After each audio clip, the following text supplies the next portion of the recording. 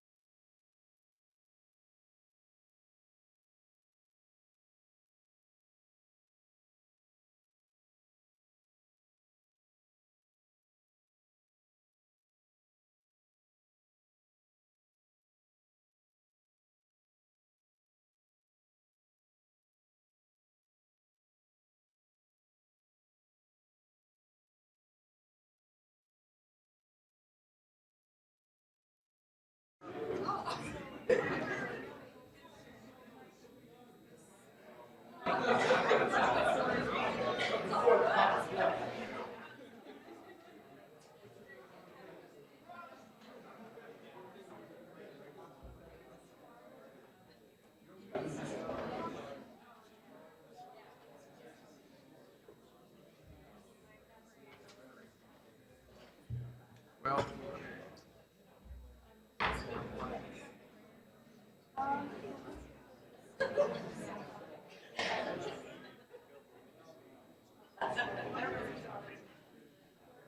if I had two fresh ones in my crimper, I'd fix this. It's odd.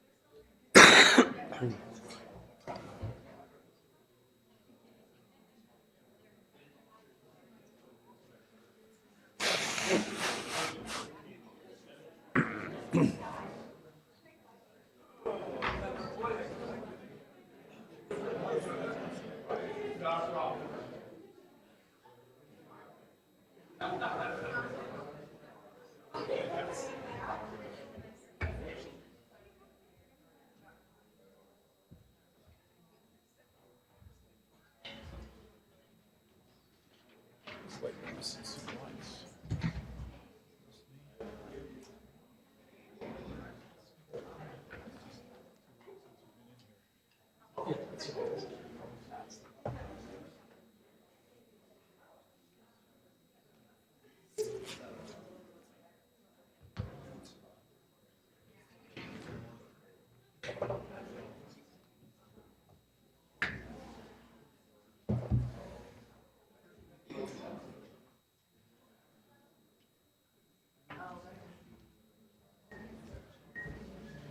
That's what Yeah, I don't have a working mic. They're gonna try to get me something. It got pulled out last council meeting. There's, the connection underneath. You can fix that. I could if I had two of these in my crimper. What are you waiting for? Yeah. It's in my truck. I'll get you.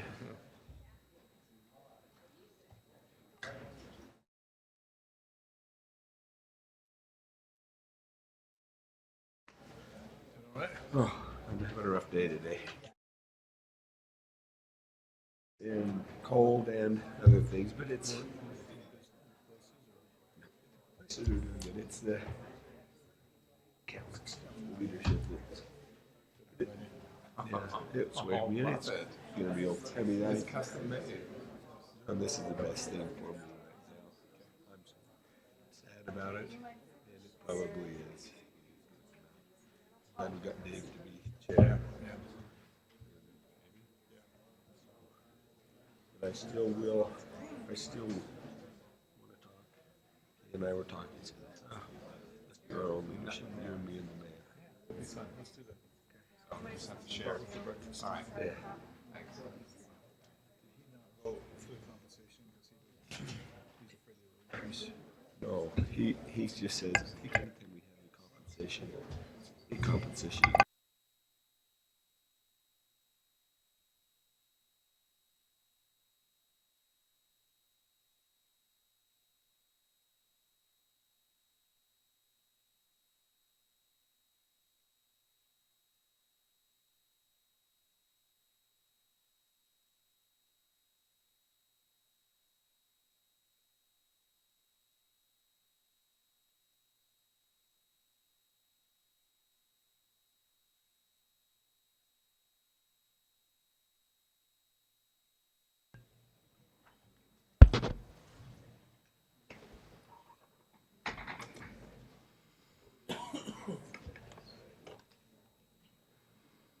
We welcome you to the Provo Municipal Council meeting. It is 5:40 on Tuesday, January 3rd, 2017. We're gathered in the City Center Conference, City Center Council Chambers at 351 West Center, and realize that it's a cold and snowy day out there, so I'm glad you all made it here safely. This meeting is being broadcast live on YouTube, Provo Channel 17, where it will also be available for on-demand viewing. The council requests that citizens help maintain the decorum of the meeting by turning off electronic devices, being respectful to the council and others, and refraining from applauding during the proceedings of the meeting. We will begin with a roll call. Mr. Parker? Wayne Parker. John Curtis. Gary Winterton. Dave Connect. George Stewart. Kim Santiago? Dave Sewell. Kay Van Buren. David Harding. Brian Jones. Cliff Strachan. Thank you. The opening prayer will be given by Travis Ball, who is our Energy Department Director, and he will also lead us in the Pledge of Allegiance afterwards. Thank you.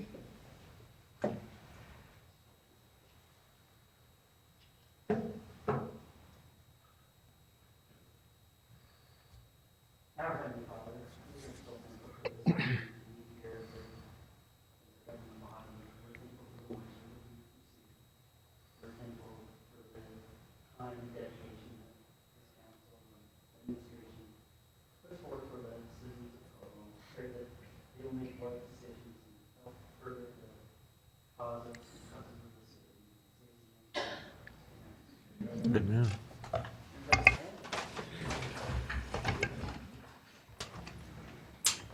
I pledge allegiance To the flag of the United States of America and to the republic for which it stands, one nation, under God, indivisible, with liberty and justice for all.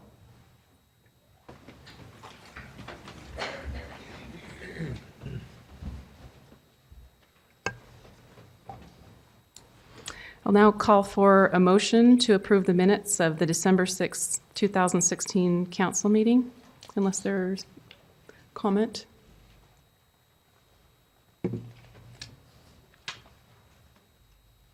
Mr. Sewell? I move to approve. Thank you. Is there a second? Thank you, Mr. Winterton. Those in favor? The voting is unanimous in the affirmative. Thank you.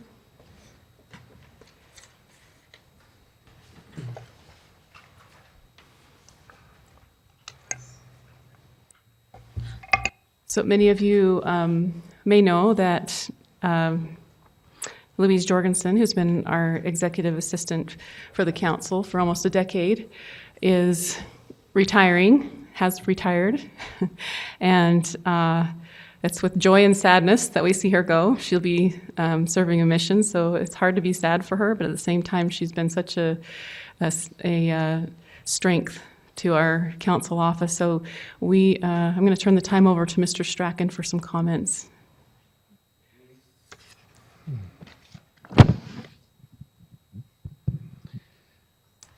So this is a bittersweet day for me, and I suppose for Louise, but we're very happy for her.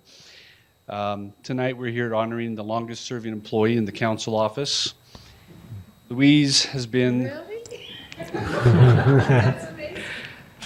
And not one gray hair.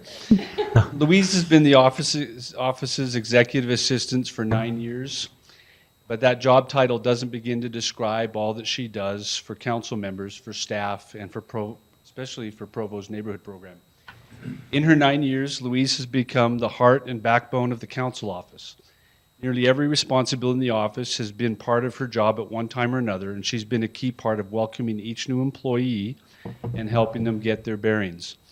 We have a small staff, so she has a huge impact on the entire team. Council members rely on Louise for support. She's often the first to greet visitors or to help those who call in with questions. Even the longest of meeting days is so much better when it starts with a cheerful greeting from Louise as you walk in the door.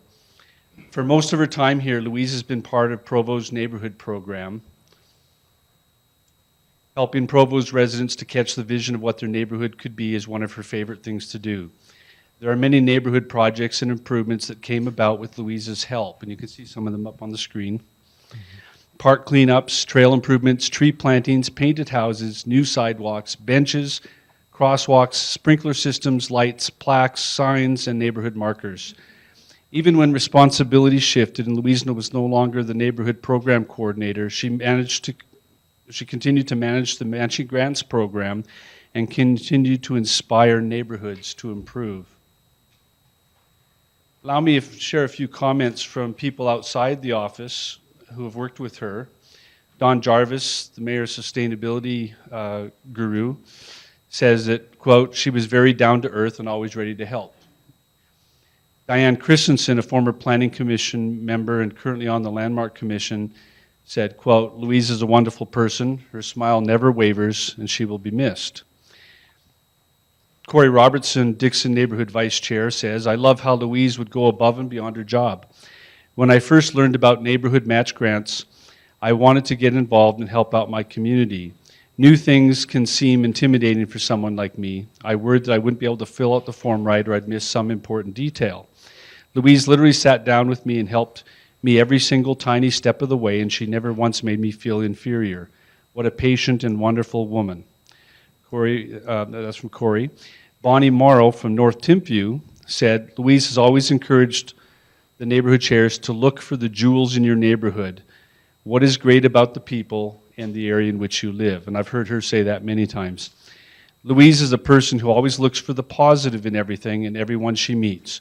She was a pleasure to work with, and I will really miss her smiling face and delightful personality. And to that I would add ditto. Now I've made a big deal out of Louise's passion for her work, but her passion for faith and family is bigger. And it's her passion that's taken her from us and sending her on an even bigger adventure. Louise and her husband Dean will soon be leaving to serve a mission for the Church of Jesus Christ of Latter-day Saints. And I'll have no doubt that she'll make as much of an impression in San Antonio, Texas, as she did here in Provo. We have a parting gift for her. Louise indicated she wanted something that reminds her of Provo. So with some assistance from the mayor's office, we managed to secure a print of the 1867 painting that hangs in council's conference room. Louise, we will miss you. Congratulations on your retirement. Come visit us when you come back, and thank you for your excellent service.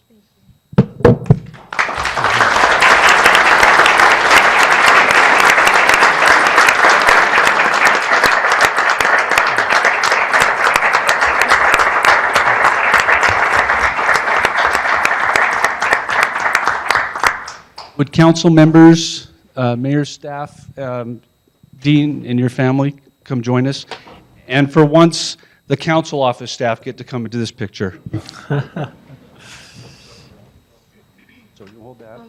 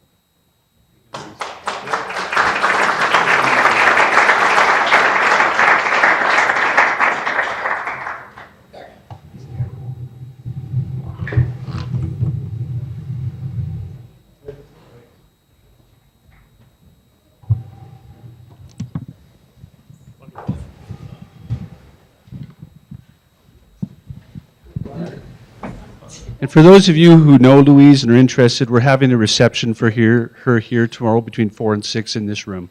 So welcome to come and congratulate her.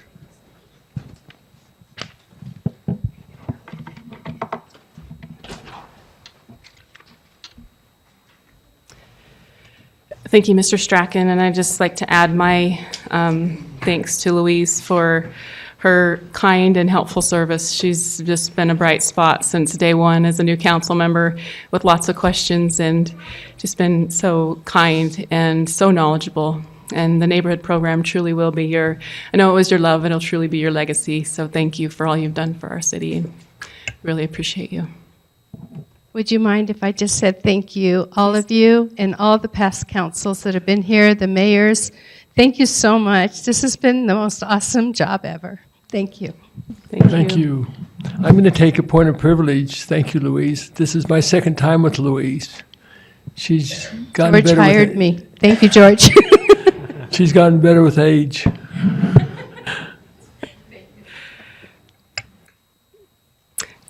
Thank you. So we'll now move on to the public comment portion of the meeting. The public comment segment of this meeting is an opportunity for any person in attendance to comment on matters that do not appear as a public hearing on the agenda. Items not scheduled for public hearing are number 4, number 5, number 6, number 7, number 8, and number 9. Please begin your comments by stating your name and city of residence. Should you not wish to speak, but instead to have your statement read aloud by the recorder, please provide her with a copy of that statement. The council and administration will not take any formal action on the matters that arise during public comment. We will allow about 15 minutes for public comment tonight. So those with comments are invited to approach the podium.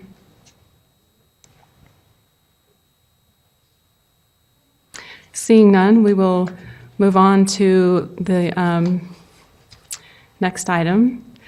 We will be, as is our tradition, having our election for municipal council officers.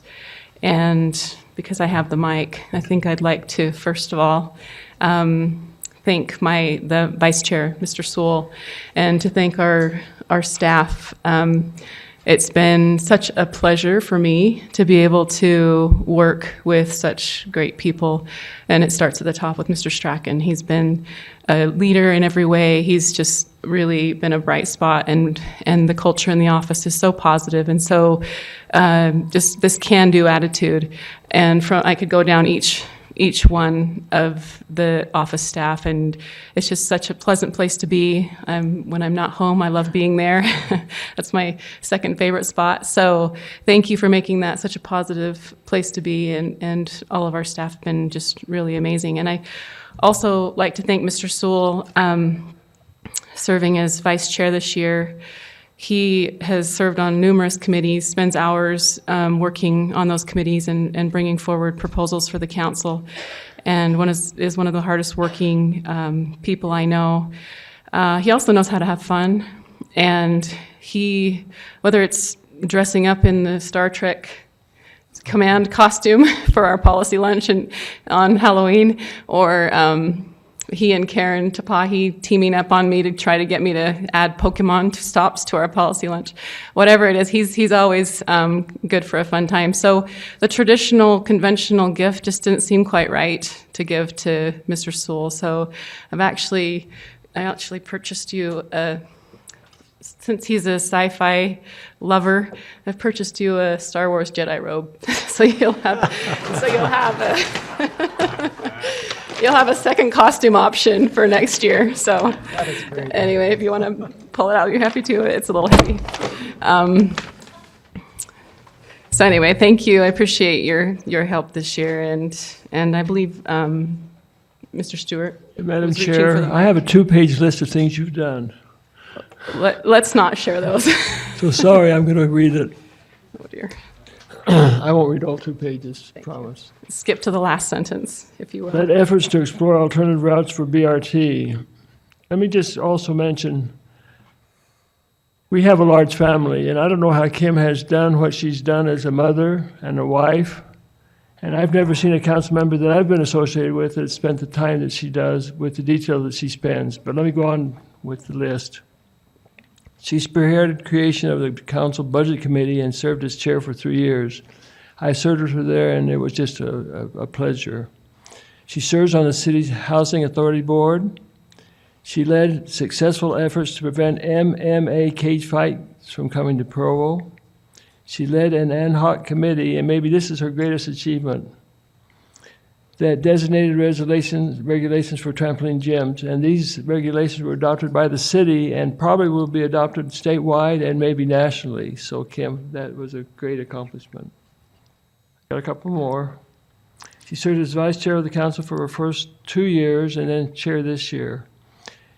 And she, as chair, spurred the council to develop and adopt annual goals and priorities. And in addition, she's a great parliamentarian. And so thank you, Kim. You've done a great job, and it's been a great opportunity for me to serve with you. And I speak for my fellow council members also. Thank you. I appreciate that. We will now move on to the election for chair for this. Point of order. Wait. Chairman Santiago, it's a tradition with the council to award a gift to the outgoing chair. Council members have asked me to present it. I would like to add to sing your praises from, as Council Member Stewart has just done, but also from the staff. We found you very amiable. You've worked well with us. You've been supportive of us and the issues that we've had to deal with, and from all of us on staff and from council, we want to thank you for your service. Thank you.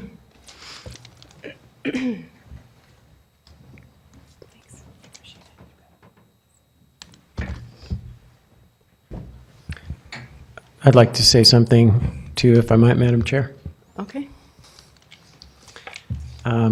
You asked me to be brief. There's a lot that I could say about you and your service. But I ran into a friend of yours the other day, and I only had a moment he asked me about serving with you, and I only had a moment to describe that. And so the word that popped into my head was, she's a dynamo. And so I thought about that later, and I thought I better look it up to make sure I used the word properly. And what it means is an energetic, hardworking, forceful person. And so that's just one way to describe her service. She really pours her heart and soul into her service as a council member and as a chair this past year. So thank you. Thank you. I appreciate that. I've never seen you so nervous, Kim. I'm not nervous. I'm just wanting to get.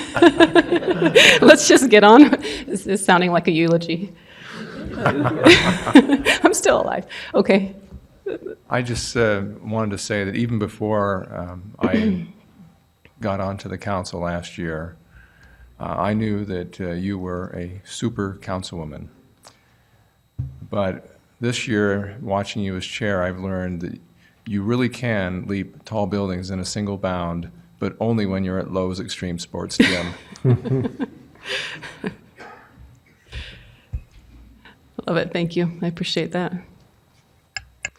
Well, it's been a pleasure to work with my colleagues. You can see we have a lot of fun, and they're just great individuals. So it's just a pleasure to be able to do that this year.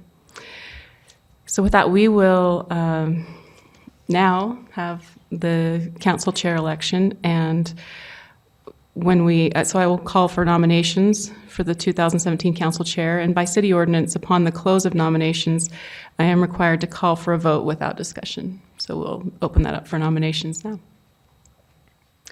Mr. Connect. I'd like to nominate Dave Sewell to be chair. Okay, thank you. Other nominations? Okay, thank you. So all in favor of electing Dave Sewell as the 2017 council chair, please show. Thank you. So the voting is unanimous in the affirmative. And we'll now call for the election of the vice chair using the same procedure. Mr. Stewart? Madam Chair, I'd like to nominate Dave Connect as our vice chair. Thank you. Are there other nominations?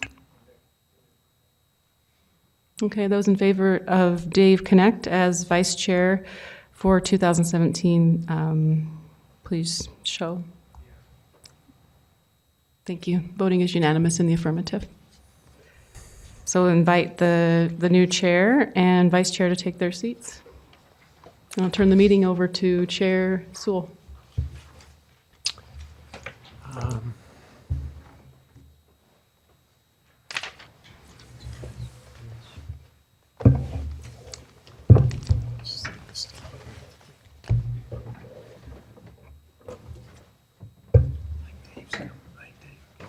Oh, was he on vice? Oh, over there. Yeah, no, thank you.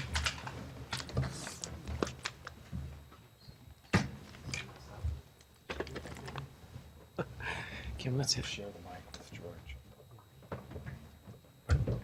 She has to share the mic with George. Oh, is there one of them that's?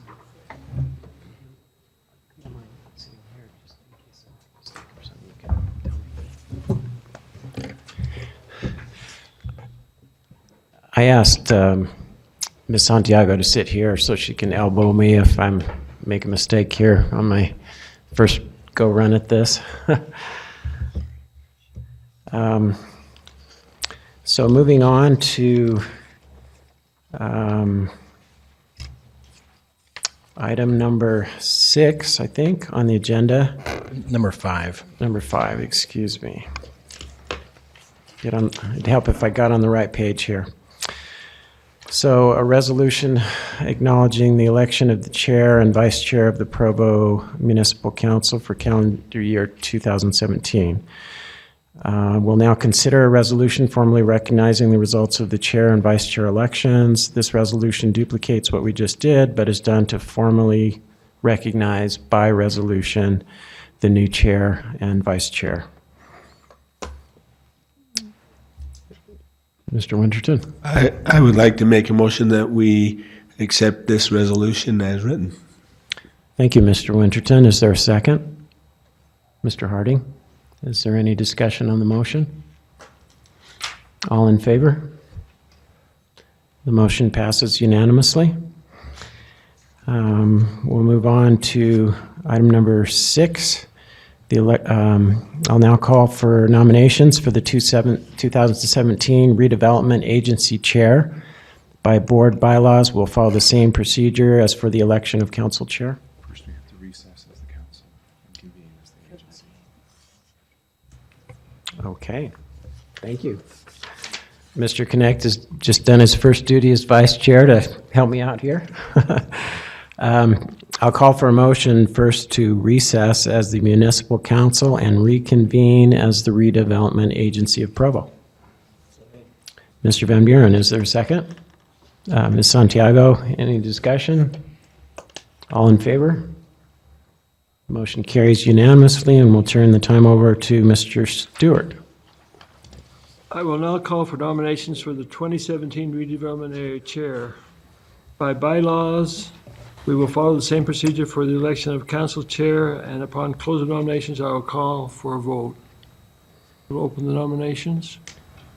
Yes, sir. I'd like to nominate George Stewart as chair. Are there any other nominations? Nominations are closed. All in favor? I'll now call for nominations for 2017 redevelopment area vice chair using the same procedure. Are there nominations? Yes, Dave. I would nominate Dave Harding as vice chair. Are there any other nominations? Seeing none, I'll call for a vote. All in favor? Looks like it's been unanimous. Thank you. I'll turn the meeting over to the new chair. Chair Stewart, that's you, since you're still the chair, because there's one additional item of RDA business, which is to approve the resolution, item number 7. Well, I guess I go to the next page. I look for a resolution appointing the chair and vice chair of the redevelopment agency for the calendar year 2017. Yes. So moved. Is there a second? Seconded by Kay Van Buren. All in favor?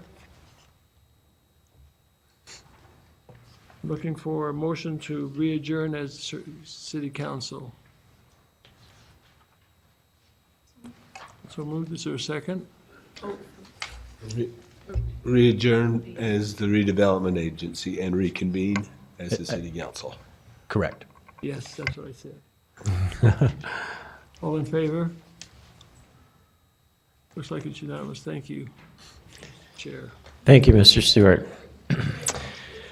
Okay, we'll now move on to item number 8, a resolution authorizing eminent domain proceedings on the properties located on 3110 West from 435 South to Center Street. Chair Sewell? Yes. I'm sorry to interrupt, but just for the benefit of the city recorder, we didn't get the, who made the motion and the second for the motion to adjourn as the RDA.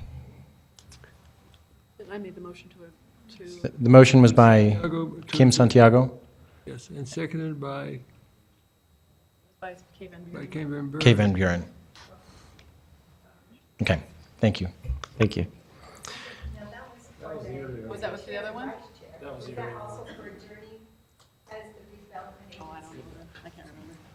Yes, I believe it was the same people. Thanks, Kay. Okay, are we all squared away on that? All right, thank you. So we're talking about the eminent domain proceeding, and this item is to be presented by Mr. Graves.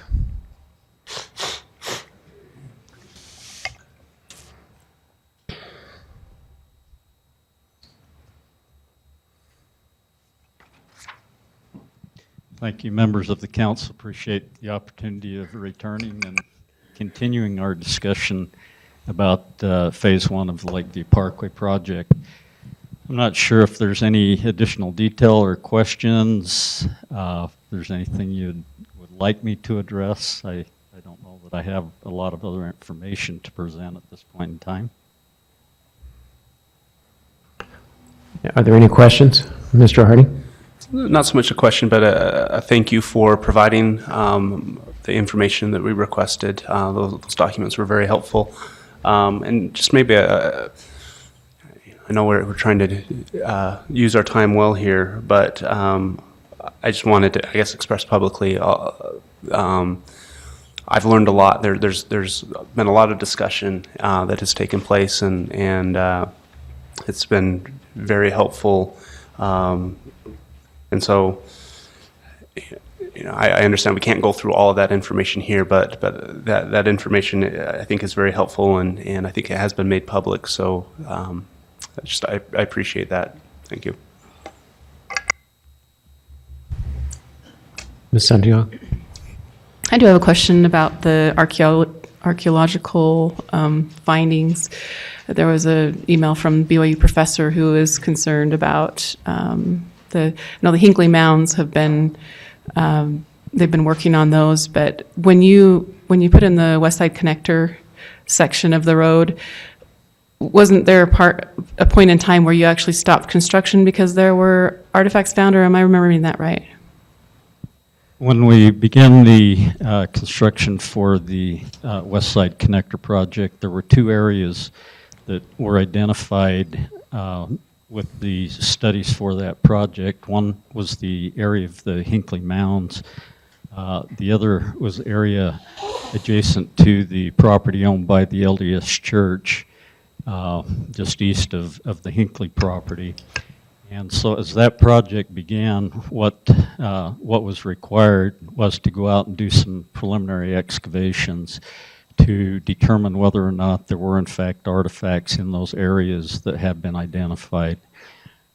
When that process was completed with the Provo West Side Connector project, we did not find anything in the vicinity that had been identified for the Hinckley Mounds. Now that's not to say that they couldn't be further east from where the project boundary was, but within the project boundary of the roadway alignment, there were no artifacts found in that area. The other area over by the LDS Church property, we did in fact discover some artifacts in that area. Initially, we weren't sure what the extent of those were. As the excavations were made for those artifacts. The area in that location was actually found to be larger than what had been anticipated. And so we kind of halted the north half of the roadway excavation for the project while the artifacts and the discovery was completed for the archaeological information there. I believe there is some thought that there may in fact be more remnants of archaeological facts in that area further to the north from the roadway, but not inside of the project. But there was quite an extensive effort that was made in that area to recover some of the artifacts.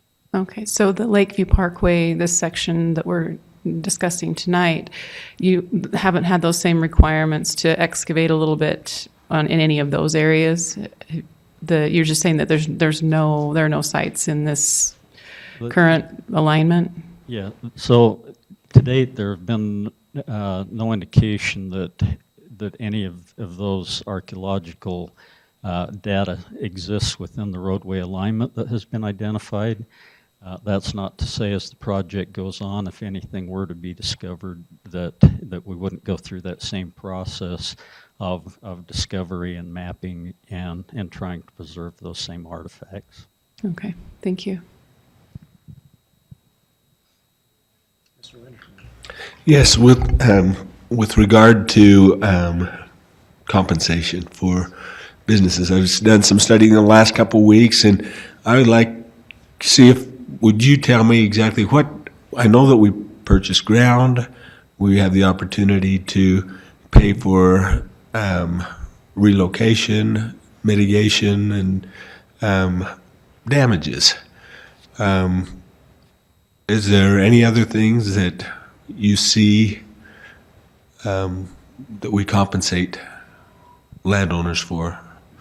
I believe that outlines, according to state law, what's required. I think as we go through property negotiations with owners, whether they're business or farms or homeowners, we try to compensate them fairly and look at all of those items which you just mentioned as far as being able to compensate them in addition to just the value of the property.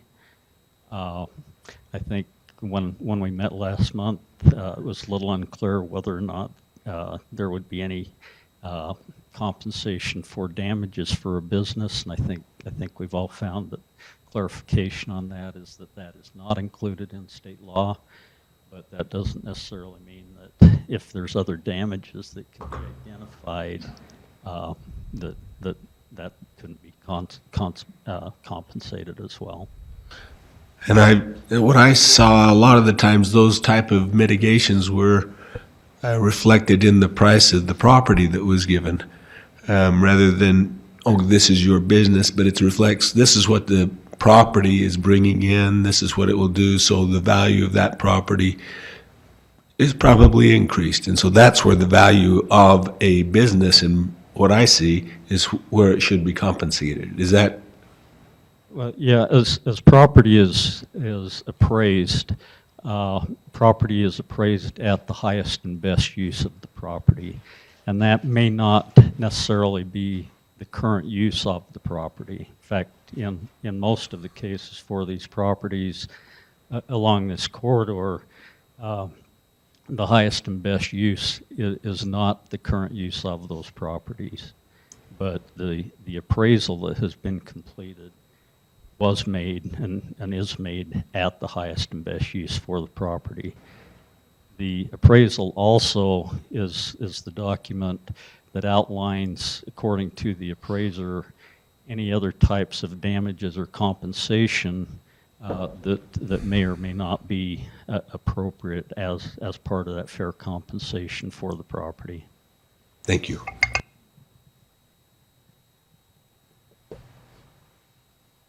Other questions for Mr. Grace?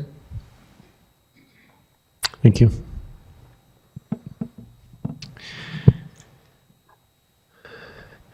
Are there any property owners that would like to address us again regarding this issue, or property owners that weren't here last time? Let's start with the latter first. Hi, this is Raul Mangini, and I own the house on 3110 West, 435 South. And I would like to say that the values that are given by the city are not very good. Considering this, there's also another situation that I was worried about, that with all the property that is empty out there, I don't know why they want to go through where all the houses are, unless they have another reason why they want to get us out of there. I just don't see why we need to go through this. I will never be compensated for what I've been building for the last 25 years. The estimate that they come up against, I would never be able to replace it. And I would be devastated if this road goes through there with all the properties that are empty out there, where they can just turn the road into somewhere where there's nothing in the way.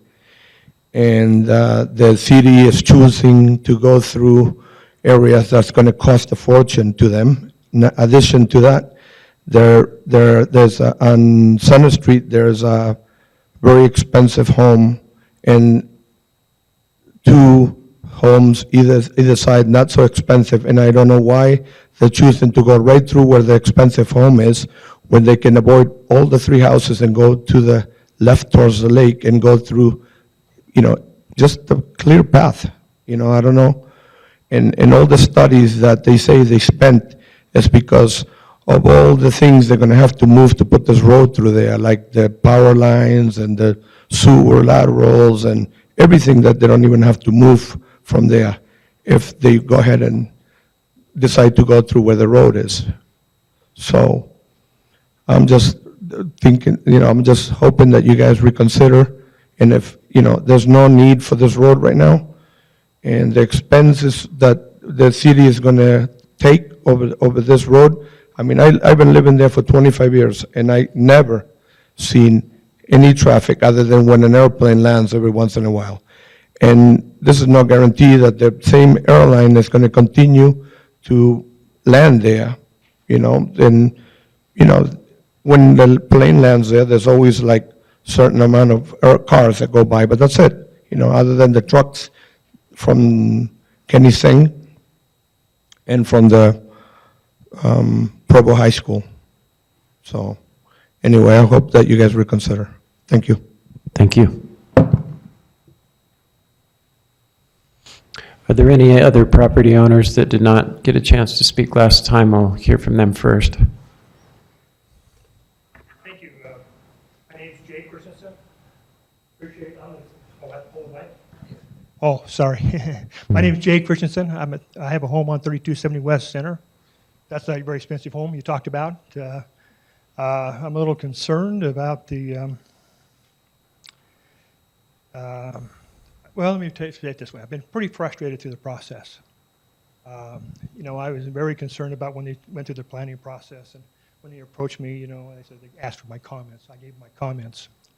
And when they come down to the preferred alignment, we met at an open house there on Lakeview Elementary. And the engineers and the people who were there says, well, this is the preferred alignment, and it's come right next to my property line there. And that's the first time I really heard how close it was going to be. He says, it may take some of your property, maybe even your back lawn, a bit of your back lawn. I said, well, how close is that? I'm at 35 feet, from my back lawn to the property line. And so it may take a little bit of your back lawn. And I says, how safe is that? I mean, give me some idea of what you're really planning here. Nobody at that meeting could give me any indication what was going to come about with that. In that meeting, at that open house meeting, we talked about an alternate alignment which would minimize property loss of homeowners, stuff like that. I mean, I worked all my life to come back here and build my home. I finally made it after I retired. Now they're going to take it away. I'm concerned about that. But what really frustrated me most of anything, after the meeting, which was in 2011, I got a small little email. from the design team. The first paragraph was a general statement about, well, option one was not used. I mean, it was not approved.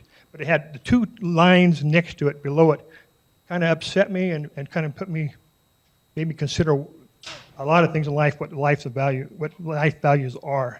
So the preferred alignment has been refined since the open house and been shifted slightly to the east. The preferred alignment will require purchase of your home and property. That was August 2011. I finally called Provo City I sent them an email, a letter back, and saying I disagree with alignment, because this is my home. I worked hard to get back here, but to build my home, which is a nice home, on my property. And now you're going to take it. I'm not very happy about that. I know you're talking about the property west and south of me, but you're going to have to move forward sometime. And I'm just concerned about, I wish you could relocate the alignment. I just asked a question when we first engineers. If you take that bridge and it just tips that alignment a little bit on those and just go right around us, open fields, you miss both houses on the side of me. And I just wish you'd reconsider. Thank you. Thank you, Mr. Christensen. Are there any other property owners that were not able to speak to us last time? Are there any property owners that would like to provide any new information?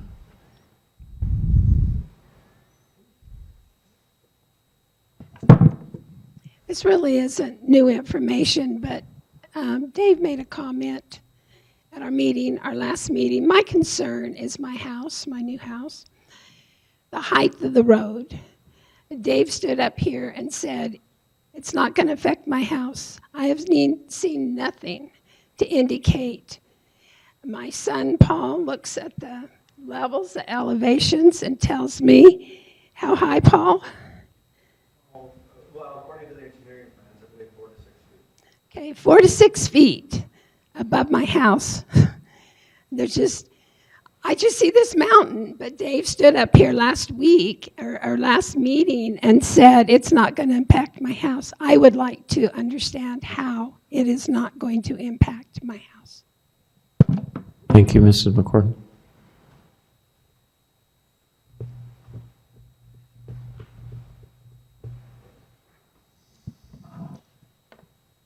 My name is Harry McCord. I'm one of the owners of McCord's Garden Center, Provo Corn Maze, or Sunshine Greenhouses.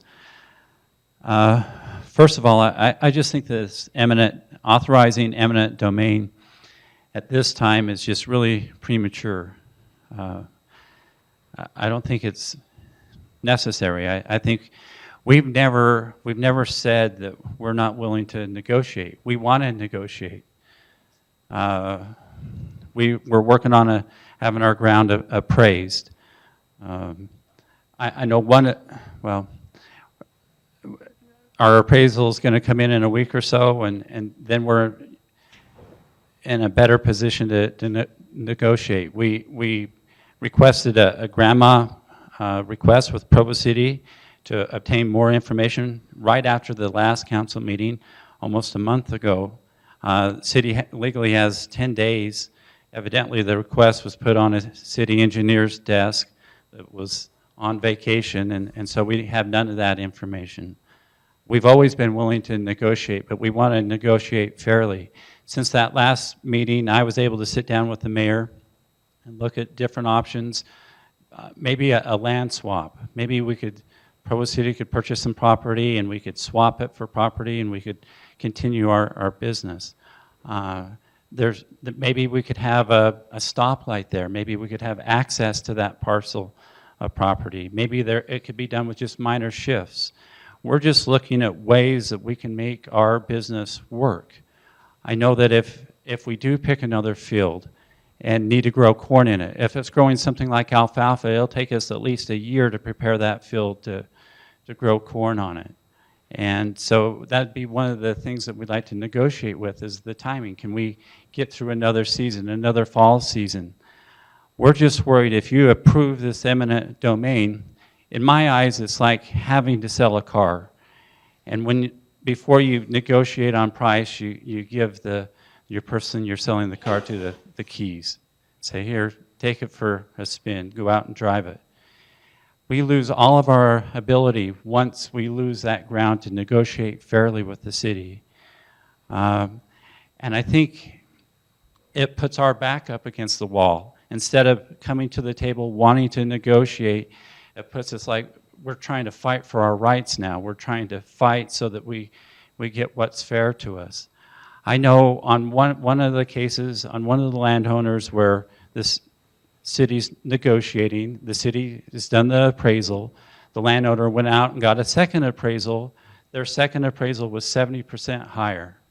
I mean, it's like working with a car dealership. It's a back and forth process. We're not opposed to it. We know it has to be that way. It's kind of an ugly thing, but please give us the opportunity to negotiate fairly. I think this resolution is passed, the road is put in place.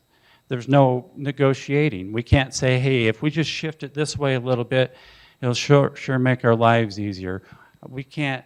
What if we just have access to this parcel? Maybe we can do a little land swap here or there. All that is done, the road is built, and we're left trying to make a business work with what we have left. So I hope that we're not standing in front of this road. I don't think a vote against eminent domain at this time is a vote no to the road. It's a vote to, hey, let's negotiate and treat these property owners fairly. Thank you. Thank you, Mr. McCorden. Are there any other property owners that wish to address us?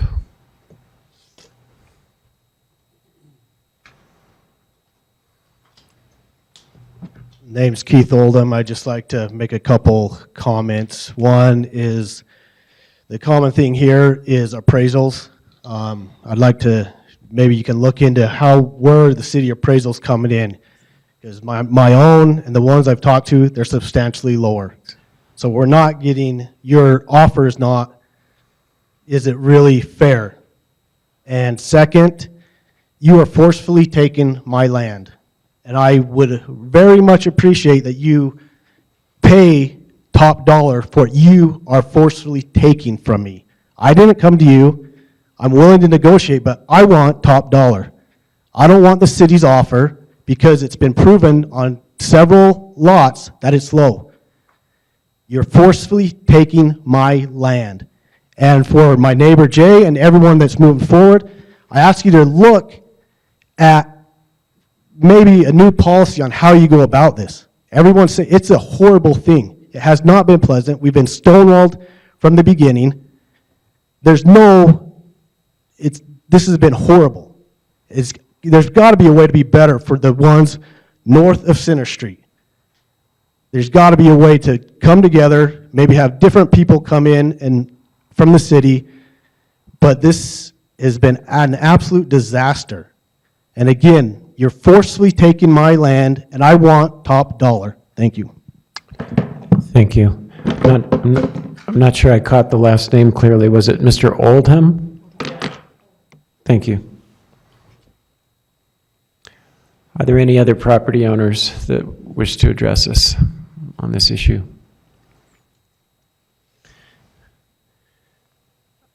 Mr. Connect, I'm thinking maybe we could open this up to the public for anyone that didn't get a chance to speak last time or has new information.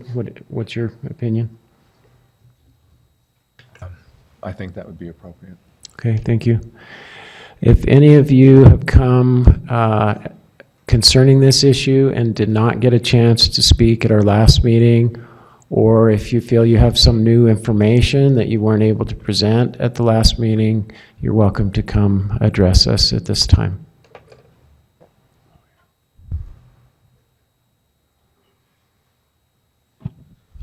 Article 6, Section 2 of the U.S. Constitution states that the U.S. Constitution is the supreme law of the land, not eminent domain by some court edict, not court's opinion. The U.S. Constitution is the law of the land. Eminent domain is unconstitutional. I don't care what some rogue justice may claim or what some rogue evil mayor may claim. It is unconstitutional. Eminent domain, traditionally speaking, government marches in with, they always lowball the citizens, no matter what the scenario may be. Mr. Christensen, If the- I'm going to have to interrupt just briefly. Please speak respectfully of elected officials and make your point respectfully. By the fruits you shall know them. Okay. But anyway, continuing on,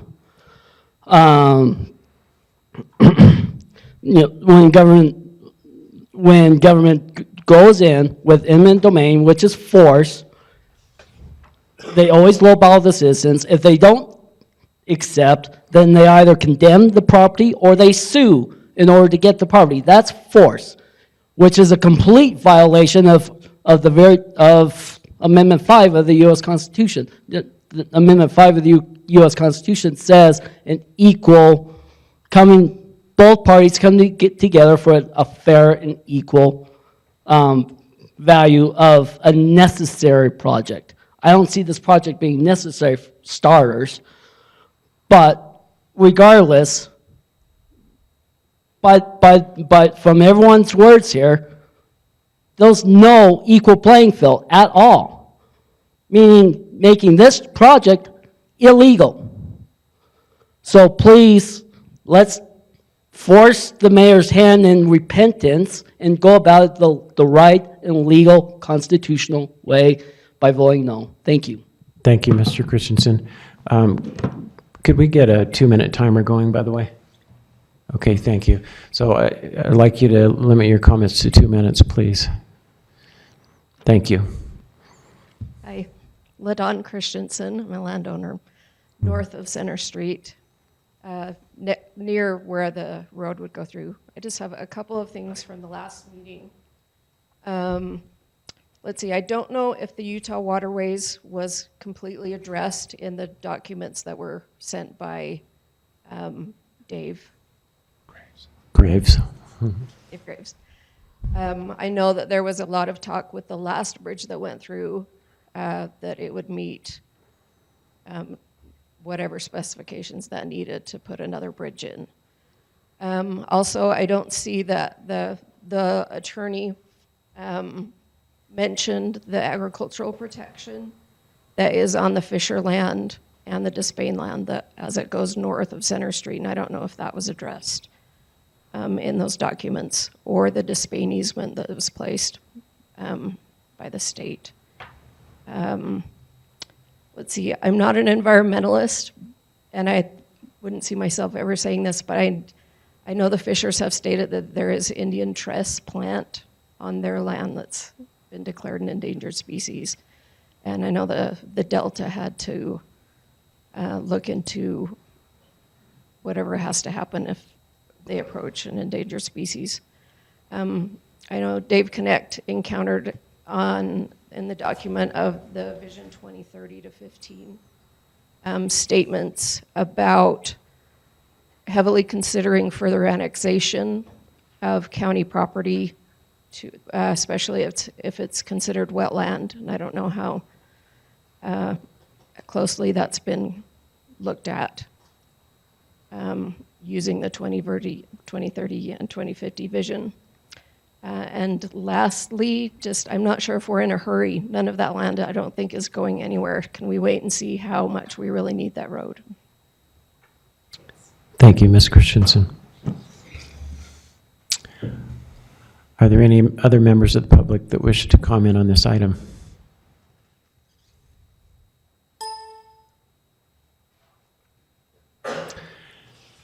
Seeing none, we will bring it back to the council for discussion. We will close the public hearing then and bring it back to the council for discussion. Thank you. Got a comment. Pardon? I've got a comment. Mr. Connect. So I'll just start the discussion off by stating how I feel about this, that eminent domain is a very serious thing, and regardless of any discussion of whether it's constitutional or legal, it is something that's before us at this moment, and I feel that it should only be used when we have, when all else has failed, when we have made every effort to negotiate in good faith, and when that has failed, then that's the time for considering eminent domain. So I don't think we've reached that point, and I would like to see the city reach out and work with the McCords and anyone else who's looking for that kind of cooperative engagement with the city, and so I would be voting against eminent domain. Thank you, Mr. Connect. Are there other comments? Mr. Hardy? I've been going back and forth on this a little bit. I do believe that through the years of study and public process that we have the correct alignment. I do believe that the need is there, not immediately, but the alignment needs to be secured before the need is in place. Already we've heard of people that have built recently, and so I believe it's important that we secure that.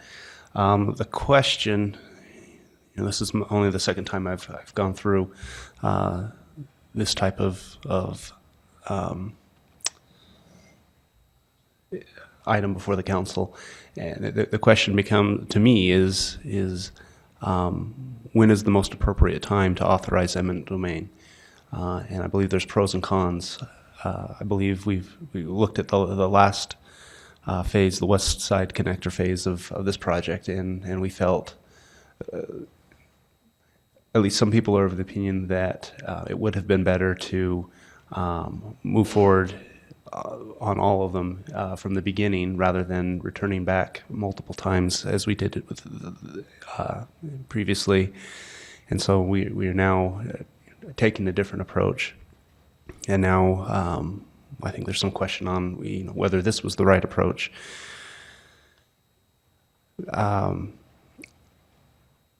understand the thought and the request that Mr. McCord has asked us to consider, which is not authorizing eminent domain now and waiting, seeing if the negotiations can be successful. I do believe that there's a lot of wisdom to that. I think it's very understandable, and I appreciate Mr. Connect's thoughts on that.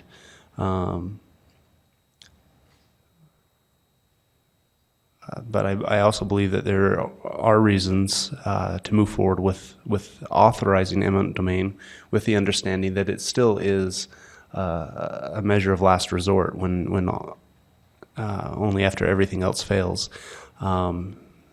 As we discussed some of this earlier, it was pointed out that there are state statutes, there are provisions in the state constitution, there are provisions in the federal constitution that guide what happens if eminent domain needs to be used, and those are protections for the property owners.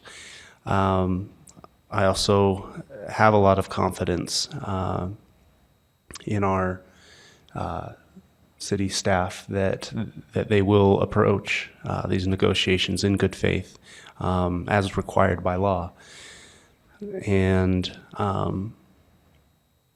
but I also understand that the perception, the public's perception, they may not have the same confidence that I have in our city staff. And as was pointed out, even if people come to negotiated conclusions, it's still a very painful and anxiety-filled process. So, like I said, I'm not certain which way I'll be voting. But one thing that might be helpful, if we could ask Mr. Graves to come up again and just explain to us, we've now continued this for 4 weeks. If you could explain to us if there's urgency to this item, what would take place if we voted at this meeting not to authorize, as Mr. McCord said, not saying that we're saying no to the road, but that we're just saying no to eminent domain right now. What do you see are the consequences of taking that route? We currently have funding that's been allocated for this project, and part of that funding includes the acquisition of property. If the city makes a decision not to authorize eminent domain and we continue down the road of negotiation and reach an impasse in that process, I guess there's probably a couple of options at that point in time. At that point in time, we come back, we spend additional, time and resources coming back with the request for the use of eminent domain at that point in time, which it would be a delay to the project. The project does require us to have all of the property acquisition in place or at least secured to be able to move forward with that process. When we did the Provo West Side Connector, the reason why part of those properties were not included in the initial request for the authorization of eminent domain is that when an initial offer was made to those property owners, many of those property owners signed what is called a right of occupancy agreement, which basically said, we're not really happy about this, but we see the need for the road. We don't necessarily agree with the values that have been proposed, but we are not going to stand in the way of the road. We will sign this right of occupancy agreement and allow the project to proceed with the money that has been designated in the appraisal put in escrow for the property owners. To date, there's only been one of these property owners, as these offers have been made for this project, that has actually signed a right of occupancy agreement. And so, I've actually had, one of the property owners tell me that their intent on delaying this project as long as possible. So if a property owner knows that, we don't have the support right now to move forward and use eminent domain if that becomes necessary, there's really no motivation for them to say, yes, we'll come and we'll negotiate in good faith with the city to try to reach an agreement for the property or for the project to be able to move forward. So I think there is, there's again, the potential for funding to become problematic for us or to be reallocated to another project in the county if we're not ready to move forward with it.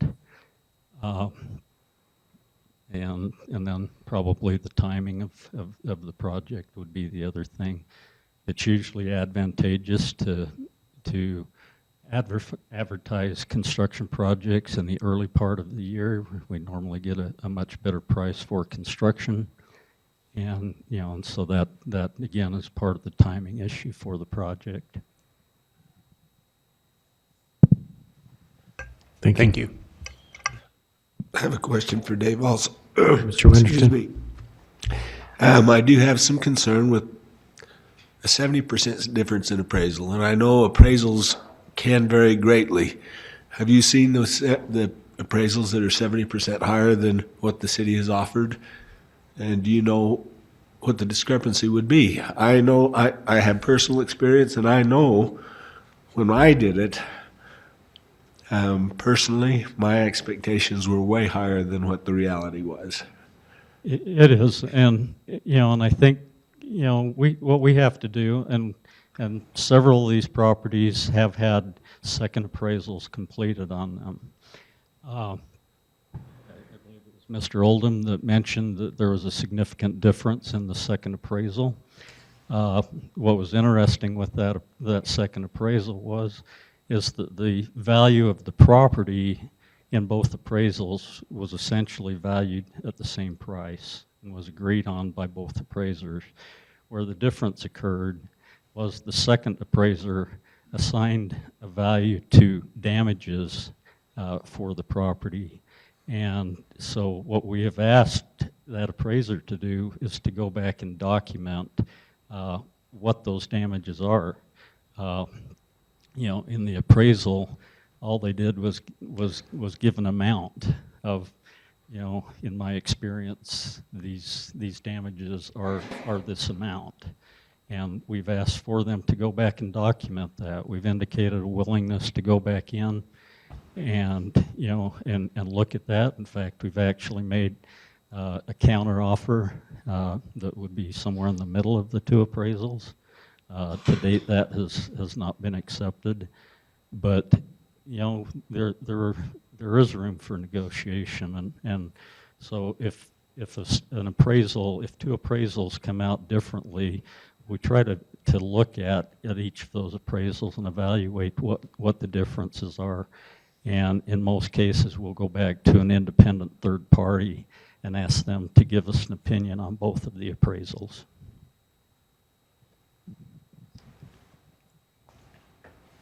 Can you explain to me what an independent third party would mean? What does that mean usually when you do that? It would be probably another party that has appraisal experience, but maybe has experience in mediation, to try to give an independent view on the difference of the items in the appraisal. Thank you.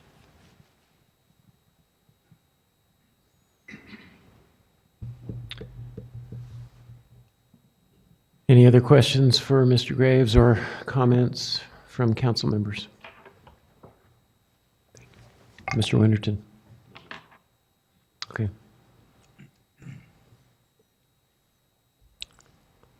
I'll make a brief comment. My habit in conducting the meetings will be to attempt to speak last whenever possible, so as to try to remain as neutral as possible during the discussion. I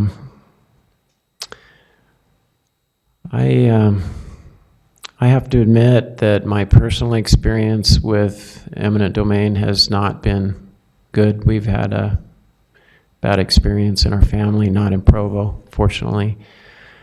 I'm relatively new on the council. I still have a lot to learn. This is very uncomfortable for me to vote on this type of an issue. I know it's my responsibility and my job to do that. But one of the things that concerns me the most is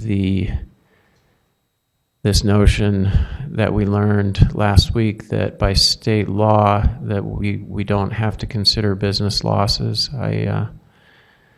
I've also heard that by state law we're supposed to offer fair value, and there's supposed to be very extensive processes in place that hopefully guarantee that, but I have not been able to wrap my mind around how that could work fairly without considering business losses. And I also believe that we've got a very unique piece of property involved here.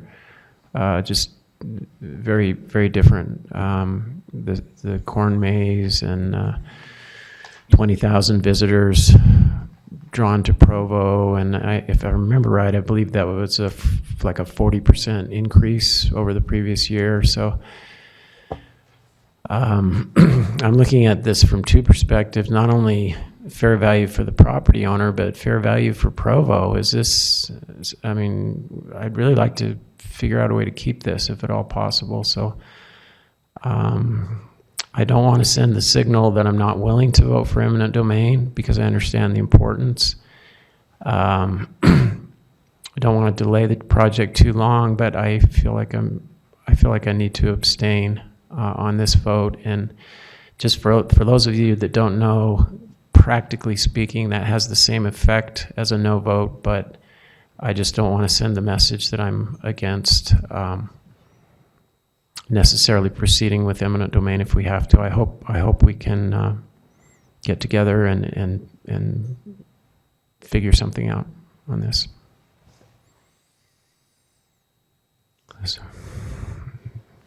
So now that I've rambled on longer than I intended, is there anyone else that wishes to make a comment before I ask for a motion? Mr. Harding. I'm curious if I could ask a question of Mr. McCord, Mr. Harry Sure. McCord.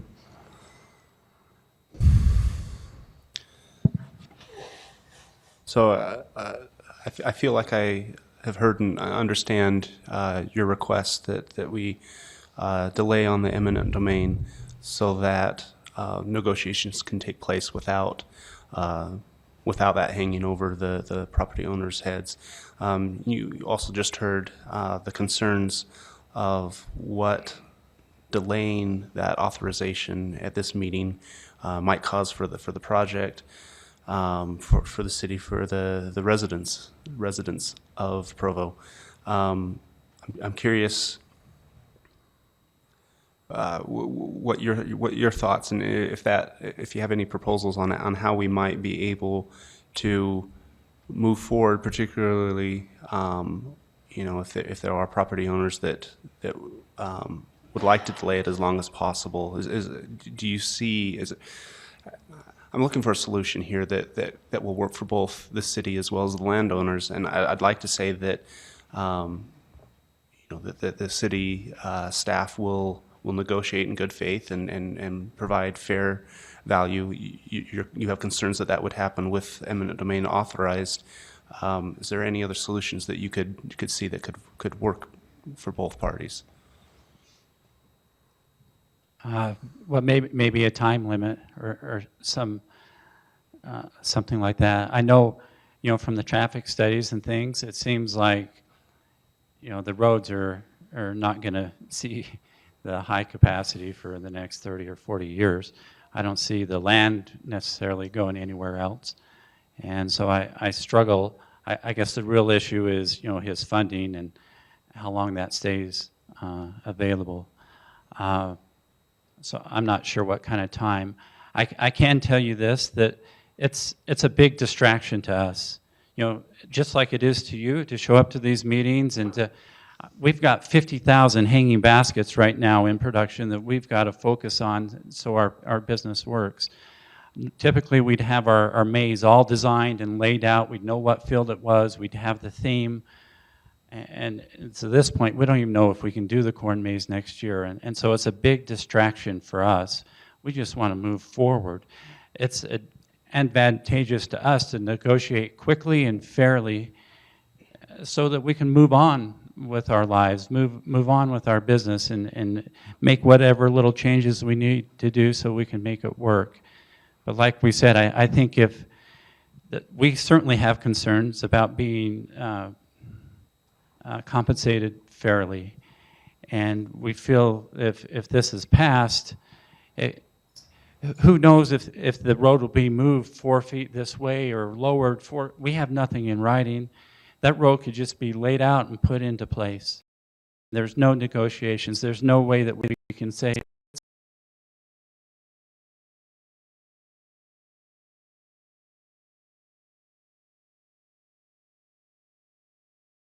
mentioned, there's landowners that are sitting down to the table. They're in the middle of the negotiation process. Let's work this thing out for a month or two. And then if we have a landowner that's not willing to negotiate or play the game, then take it, one landowner at a time. But I do think the landowner needs the benefit of the doubt. It's his property. He's worked so hard for it.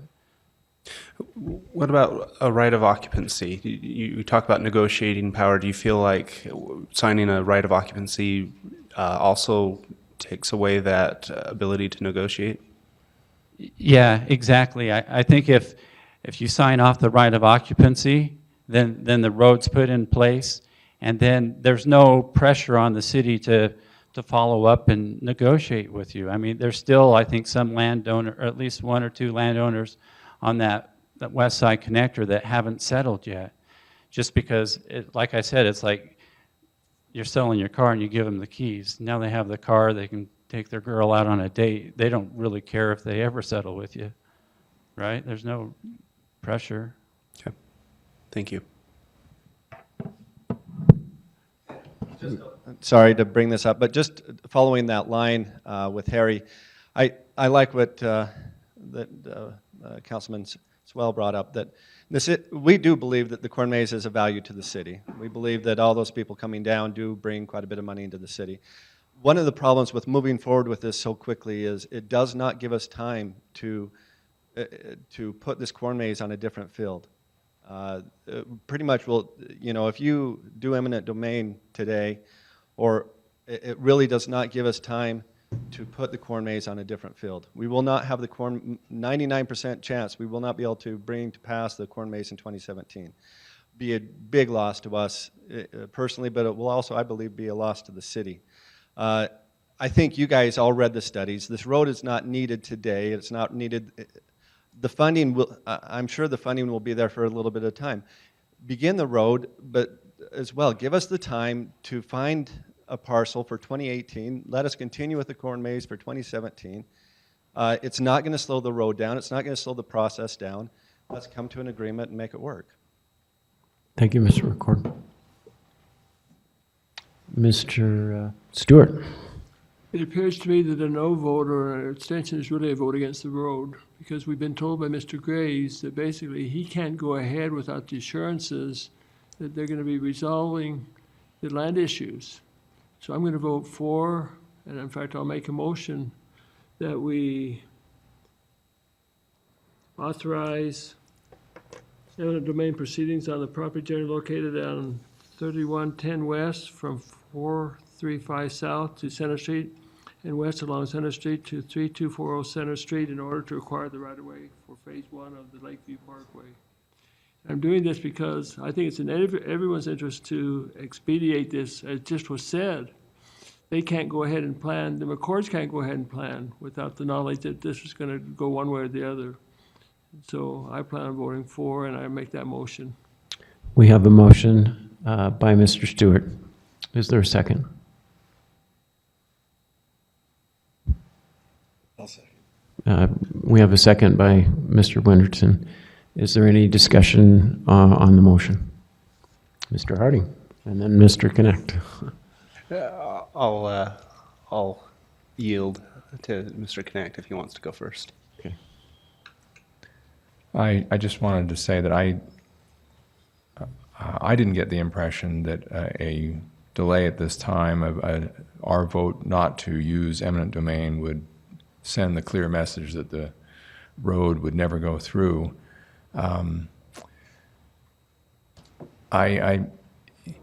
Even if we did vote for eminent domain tonight, it would still take a long time to negotiate, and I would just soon,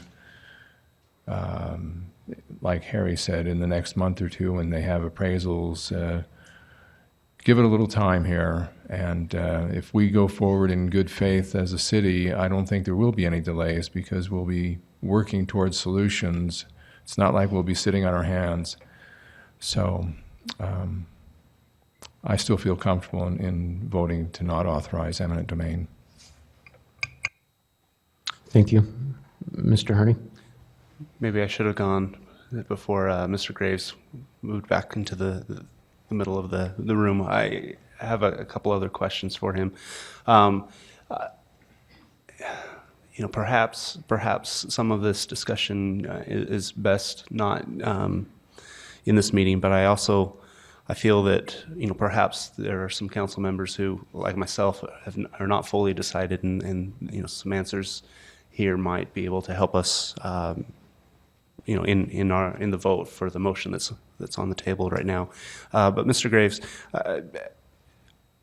I guess first question, and again, you can just state that you'd prefer to discuss this later, and we can do that. I don't want to make this, talk about something that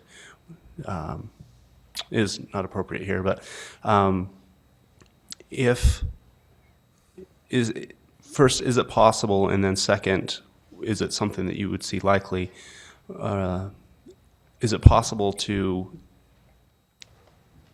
either have that eminent domain or negotiate a sale and have that, the sale agreed upon, but still have the corn maze in its current location for fall of 2017?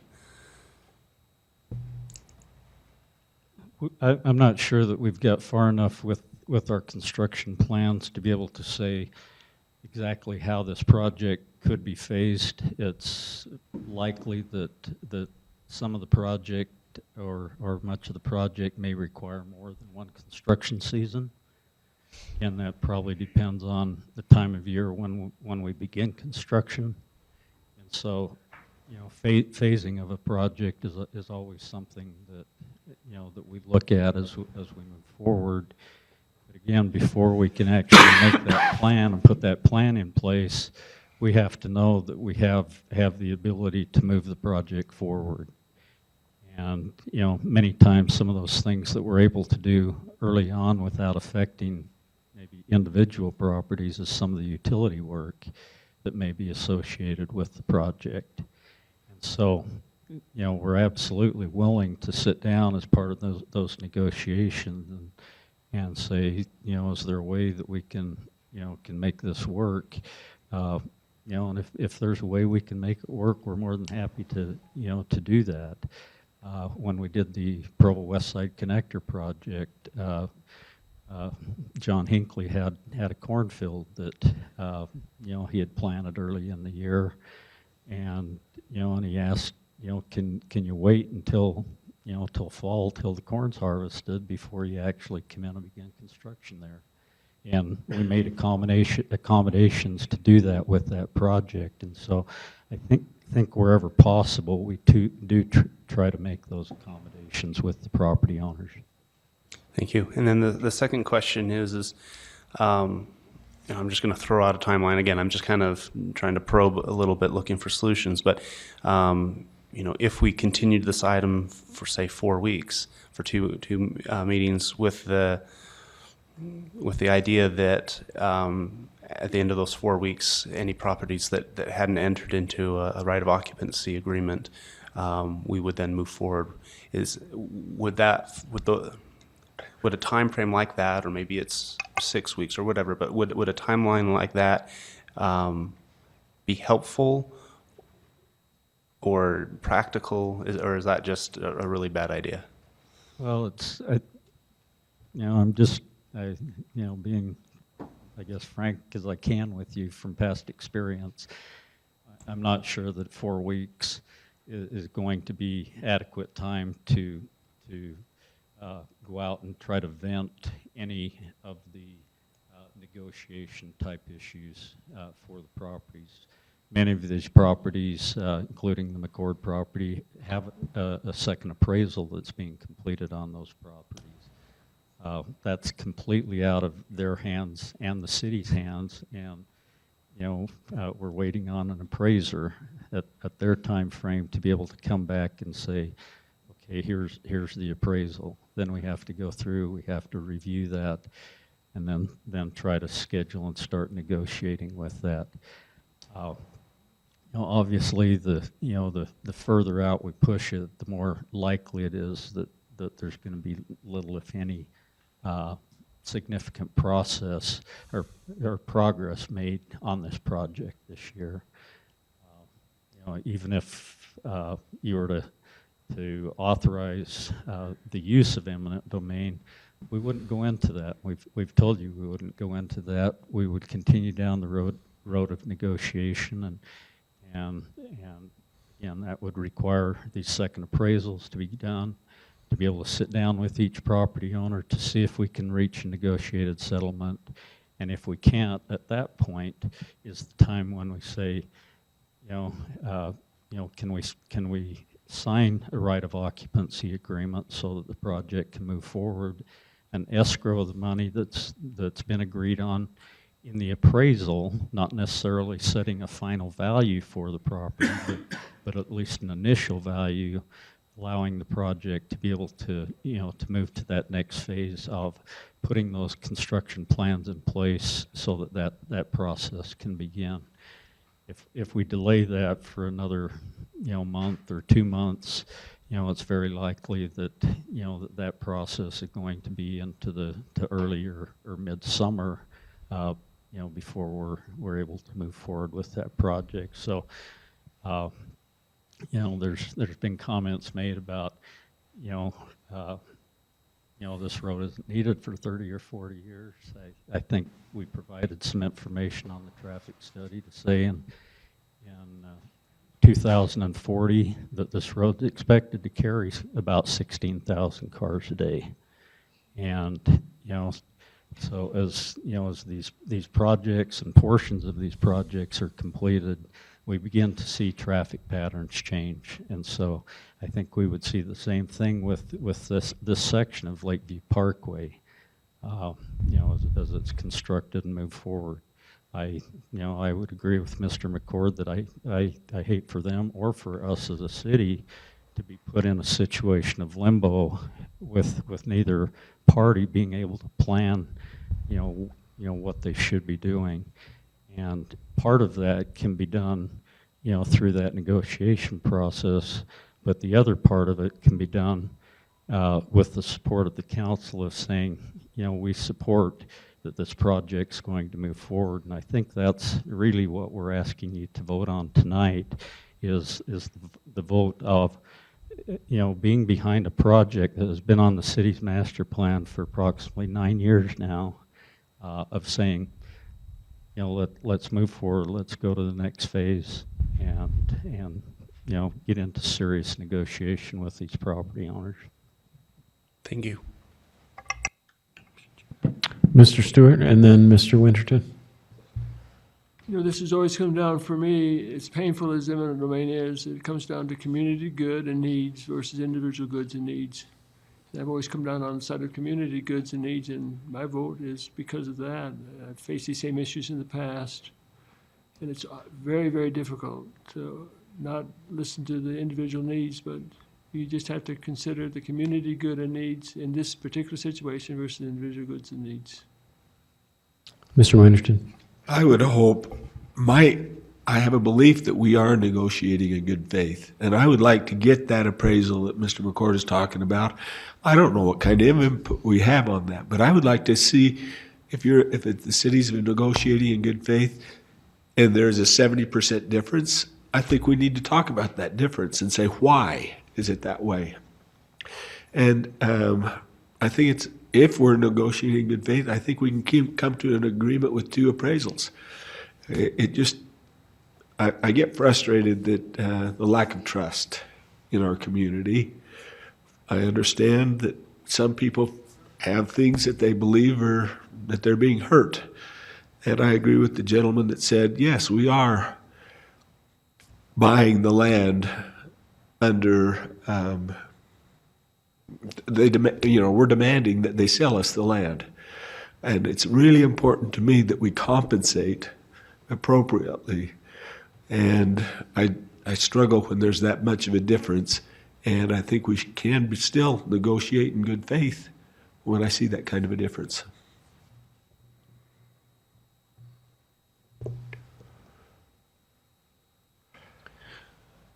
Do we have opportunities, once we've done this, is it over? Do we have opportunities to continue to give input? Dave, I don't want to go into I don't want to do the negotiation. I don't think the council should be doing that. But we were invited in a meeting today to give our input, and I would like to see the appraisals and give you an input. You tell me about the appraisal. Is this a good appraisal? Is it got flaws? And tell me why. And then have the landowners have the opportunity to do the same. And I don't think, as far as myself, I would not be opposed to coming to the council in a different setting. This probably is not the right setting for that, but if there's a significant difference in appraisals, or we're not able to reach that mutual agreement on value to move forward, to bring that to a meeting with the council members and let them know where we're at, prior to going forward, but without having to go, back through the process of advertising and, I get it. This is a tough thing, and that's why we don't do this very often. I think this is only the second or third time in my entire career with the city that we've come to the council on a project and asked for the use of this authority. And so we get it. And this isn't my roadway, as I think Mr. Stewart said. This is a roadway for the community. And I believe that what we're trying to do is what we feel like the community has asked us to do and move forward with the master plan for the city.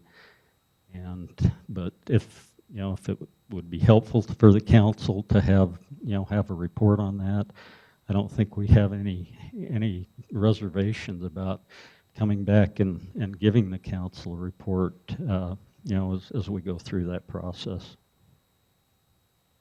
Mr. Stewart. I don't know if I'm confused or not, Dave, but this 70% appraisal difference wasn't something to do with this particular project. That was to do with something a person knew a difference of 70%, but Mr. Winterton kind of alluded to the fact this had something to do with this project. I don't know that there's... I think it was one of the properties on this project, but again, it wasn't a question of the value of the property. It was a question of value of damages being assessed by the two different appraisers. And we haven't said that we're not, we won't lean to the higher appraisal. We just asked for some clarification of, tell us how you got there. Help us to be able to get to where you are, as we move through this process. And how was that resolved? Has it been resolved, or is that still an outstanding property? There has, again, I mentioned earlier, we have made a counter proposal on this, and we've offered to have a mediation with the state ombudsman's office, and I believe that, at least my last indication is that we were going to try to set up a mediation with the property owner, the city, and the state office of the ombudsman. Thank you. Ms. Santiago. Well, I haven't commented yet because I'm really just trying to get more input from everyone, because I kind of gone back and forth in my own mind for several weeks, actually. In my mind, this is, and from what I've heard, my colleagues say, this is not really about the alignment. This is not really about whether or not we feel like this is the right project, or, I mean, I'm not hearing necessarily that we shouldn't do this road. That's not what I'm hearing from my colleagues. And the real question is do we give engineering the extra tool of eminent domain to compel homeowners to come to negotiate? And I'm trying to find compelling reasons to wait, to add that to the toolkit, or to allow that to be there, even though you haven't used it in the past necessarily. I mean, it's there, and it does compel people to negotiate, to come to the table. But in the last project, you used eminent domain. Out of all of the negotiations, you used eminent domain how many times? We had 38 parcels on the Provo West Side connector, and we requested the ability to use eminent domain on 12 parcels. Of those 12 parcels, 10 of the 12 were negotiated without going through a court settlement on the value. So 2 of the 38 you actually had to use. Well, two of the 38 are still being negotiated. Still trying to work with. Haven't really used eminent domain That's correct. as the tool. So in my mind, it's, do we allow engineering to have that to the administration? Do we allow the mayor and his administration to have that tool in your toolkit or not? And I'm just looking for compelling reasons for waiting, compelling reasons to add it. And that's why I haven't spoken yet, because I'm still trying to figure that out. I don't, this weighs heavy on me. It's not an easy decision, but what I don't want to do is get 5 or 10 years down the road and then have this same, a new council has this same discussion and now there are 20 homes or 30 or 40 homes in the way. And I say in the way, but there, or other things there, and have them wondering why on earth, if this was the plan, why didn't they, get this in place when the impacts weren't quite as extensive as they could be in the future. And I'm thinking long term as well. And I know the impacts are great to everybody involved here. I'm not saying that, but I'm just saying that down the road, development happens, things happen, and I see the same thing, if we don't work this out now, I just see it being way harder down the road to put this road in. If that's what the council really feels is, and the administration clearly feels that's what needs to happen, if the council feels like this road is not the problem, then I'm just looking for compelling reasons to not give you the tools that you need to move it forward. So that's where I'm at. But.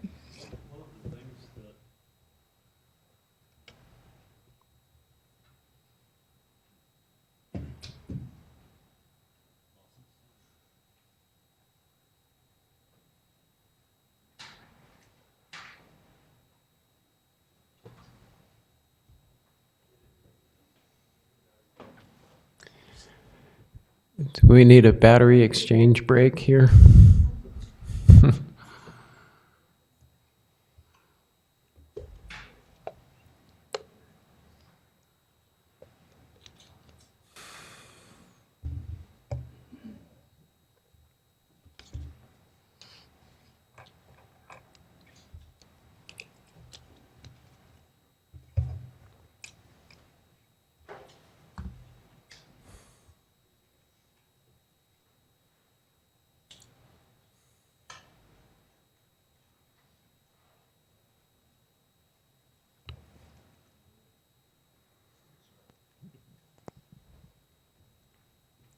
One of the things that the authorization of the use of eminent domain also allows us to do is if a property owner is unwilling to sign a right of occupancy agreement, one of the first steps is that you can go to the court and actually receive what they call a court-ordered occupancy, which is equivalent to a right of occupancy to be able to expedite the project as well. And in those 10 cases on the Provo West Side Connector, that was what that authorization to use the right of eminent domain really benefited the project, because it gave us the ability to receive permission to occupy that property for the project.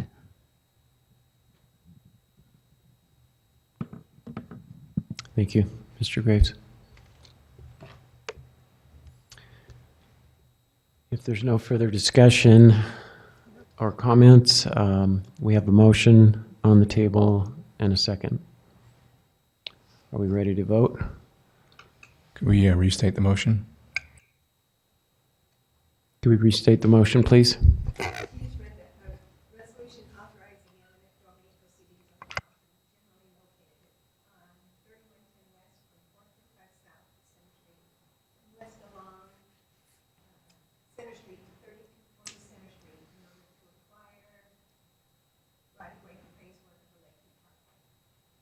Thank you.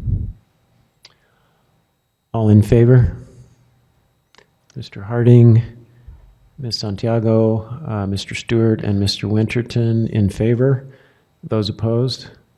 Mr. Van Buren and Mr. Connect, with Mr. Sue abstaining. The motion carries. Mr. Chair, I would strongly ask the McCords to get me copies of that appraisal. And I promise you that I will go and we will match things up and see if they don't agree, why they don't agree. We will find out. I want to be fair, and I believe that we can be. So please get me that copy as soon as it comes in.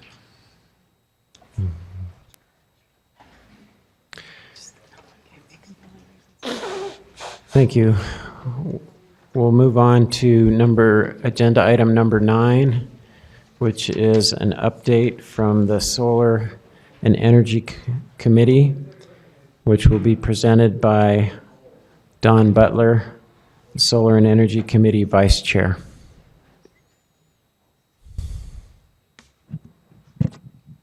Thank you very much. It's been a real opportunity for me to learn something about solar energy. And Brent Norton, who was our chairman, is out of town, and so subsequently it fell on me to give this report. I'll be brief. I think each one of you have in your packet tonight a proposal from our committee. The committee consisted of some members of the council, some solar users, 2 individuals that represented the solar industry, and a representative from the energy department. And we spent many, many hours in evaluating all of the reasons behind the proposal that we're presenting to the council for your consideration. I suspect I could answer questions if you have them, but I think it's really quite self-explanatory what our committee has determined would be an approach that would be appropriate for the council to consider. With that in mind, any suggestions, Chairman, that you would like me to expand on? Or I think for the practical part, our committee's been disbanded. Maybe one bit of information. As we took, the chairman and the vice chairman did not have a vote. We were non-voting members of the committee. The 8 members who consisted of the voting part of the committee voted 6-2 to move this proposal forward. The 2 that abstained were both the solar energy representatives. And because of the unique nature of the many proposals that are before energy departments presently, although they weren't opposed to what we were moving forward, I don't want to put words in their mouth, but I felt what I was hearing was that based on the information that we had, they were not opposed to what we were presenting to the council, but they would be put in an awkward position if they were to vote for or against. And so subsequently, I thought that probably should be information given to you as you move forward. But I think the 5 bullets that we are presenting to the council are really self-explanatory, and a lot of research and effort on both sides of the issue, the energy issue, the city issue, the environmental issues related to this, I think were covered quite completely. Chairman? Thank you, Mr. Butler. Mr. Winterton? I appreciate your report, Don, and that I took the opportunity to attend several of those meetings, and I was interested in the vote at the end. I think that's one thing that the council really hoped for, was a strong recommendation. And I think the vote was actually 6-0 with 2 abstentions. Correct. And I know that those 2 people that abstained said, well, we would be willing to draft a letter. Have you seen a letter, any of those letters? No. Explaining their situation? They were willing to support it, and I think without putting them in an awkward position, I think the council just needs to be aware that they were supportive of what we had done, even to the point that they offered to write a letter in support of. So.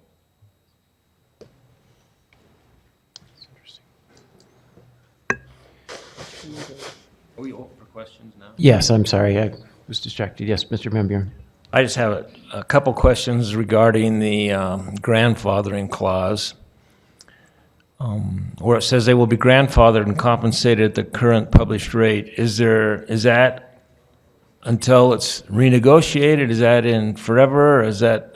Well, I think those, what kind of though all rates are set by the council, and so that's a prerogative of the council. And if I speak out of turn, Brian, maybe you can adjust that. Yeah, I think I can answer that. The intent, as I understood it, was not to set a rate and say it's 8 cents forever. The intent was to say we're creating a new rate for purchasing solar energy from distributed generation users, and that rate is shown in paragraph 1 here. The intent of paragraph 2 is to say those who already have systems in place will continue to be compensated at the generally applicable rates applicable to all customers for Tier 1, Tier 2, Tier 3. So the numerical value assigned to those rates can change, but they will be compensated at the same rate that applies to those tiers. Does that make sense? So currently that's 8 cents for Tier 1 and 10 cents for Tier 2, but those rates can change. It's the system of determining what rate applies that doesn't change. So it'd be the retail rate, basically, as compared to this. That's correct. And then one other question, just a clarification, where it says the grandfathering clause is non-transferable, subject to the same policy that customer services use with respect to deposits. And I'm not a solar specialist, I don't know, but I think, does that mean when the house is sold and if the solar stays on that house, that grandfather clause doesn't stay with them? Doesn't stay, no. The original owner, the intent was that, like any other deposits that are required by the city, to open an electrical account, once that user's gone, that deposit goes, the new owner needs to make a deposit, and there was some discussion as to whether or not that increased the value of the home, but in the end, the committee felt like that it ought to be something that was not passed on if the home was sold. So the grandfathering clause ends at the change of ownership? And ends, yes. And the specific reference to the customer service policy was because we had some discussion about specific instances. For example, if the home is owned by Mr. Smith and his wife, but the application and the home are owned only in his name and he passes away, customer service policy regarding deposits would allow the transferring of the electric account to the spouse. So we're referencing that here because the intent was to say that same policy would apply.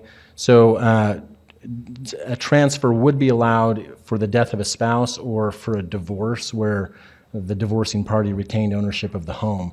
That's what the reference to that specific policy is for.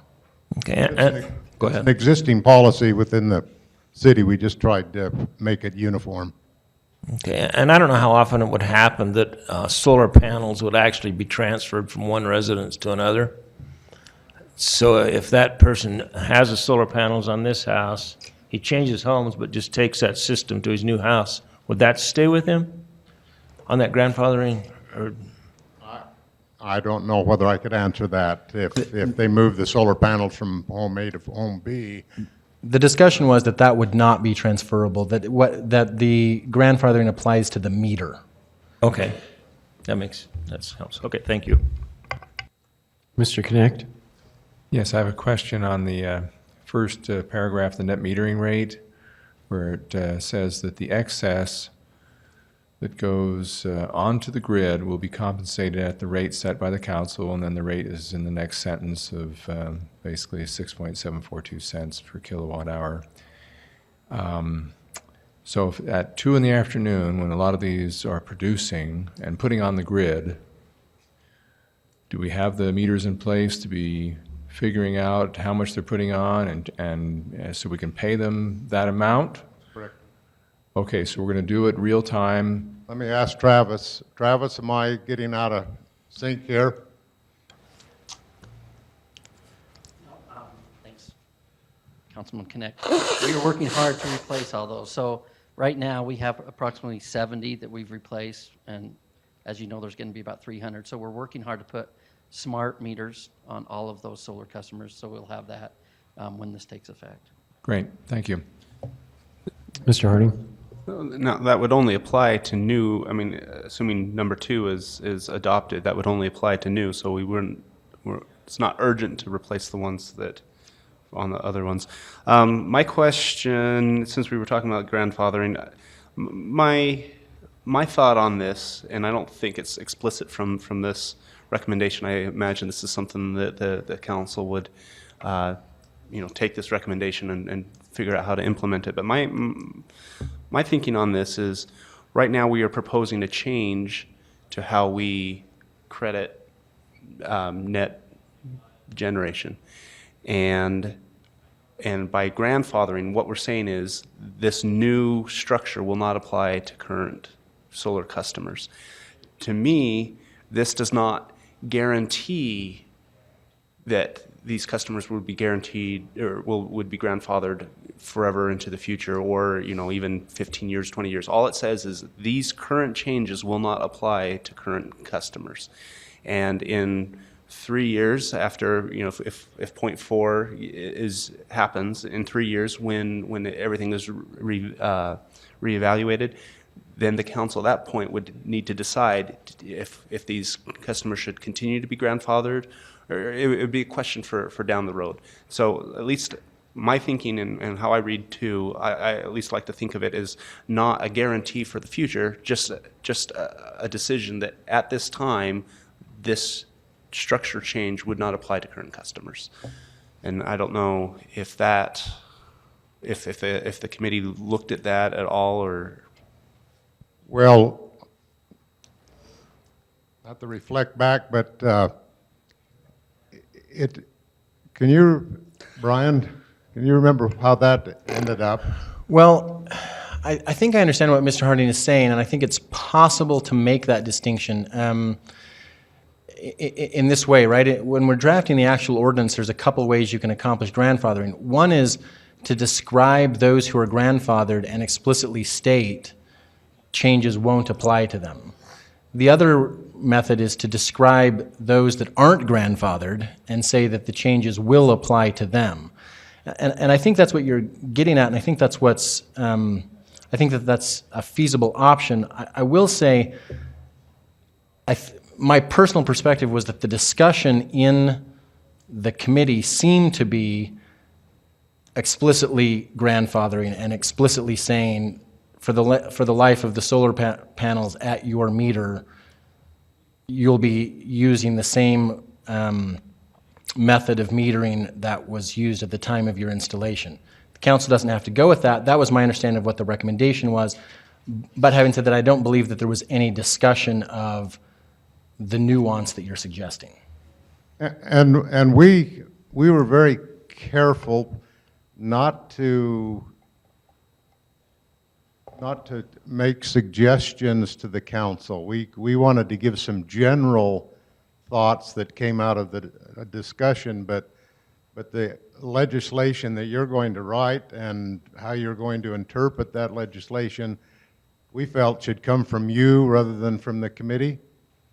And so the nuances of the legislation really are going to have to be incorporated by you. I think the important thing that I took from the committee was that there was a common sense that we support solar energy, but we also support the need to protect the grid of Provo City Power. Mr. Connect.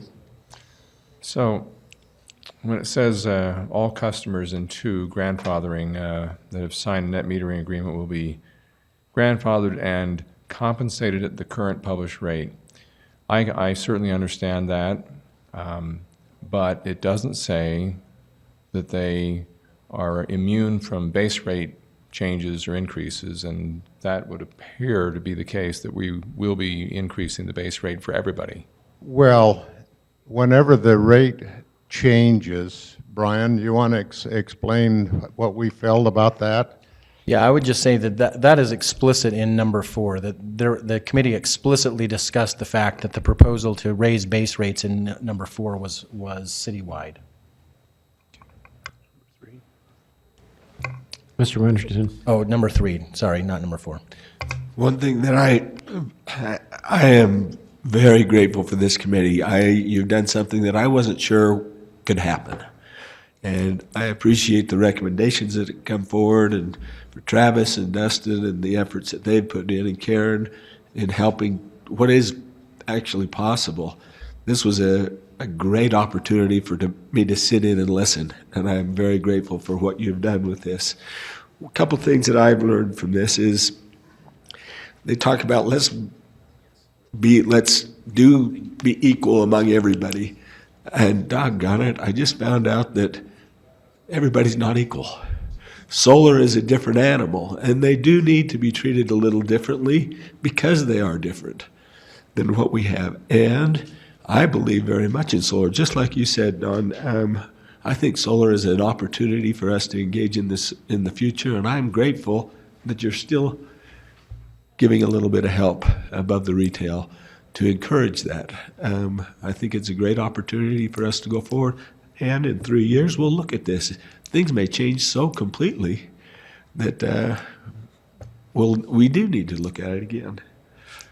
And the other thing that I wanted to bring up on this is that I think with this plan, it also still gives us the opportunity to encourage conservancy, where we conserve energy, even though we're lowering the cost of the energy to some degree, we're still maintaining the tiers, where if a person wants to step from a tier 3 down to a tier 2 or a tier 1, they still can do that through conservancy.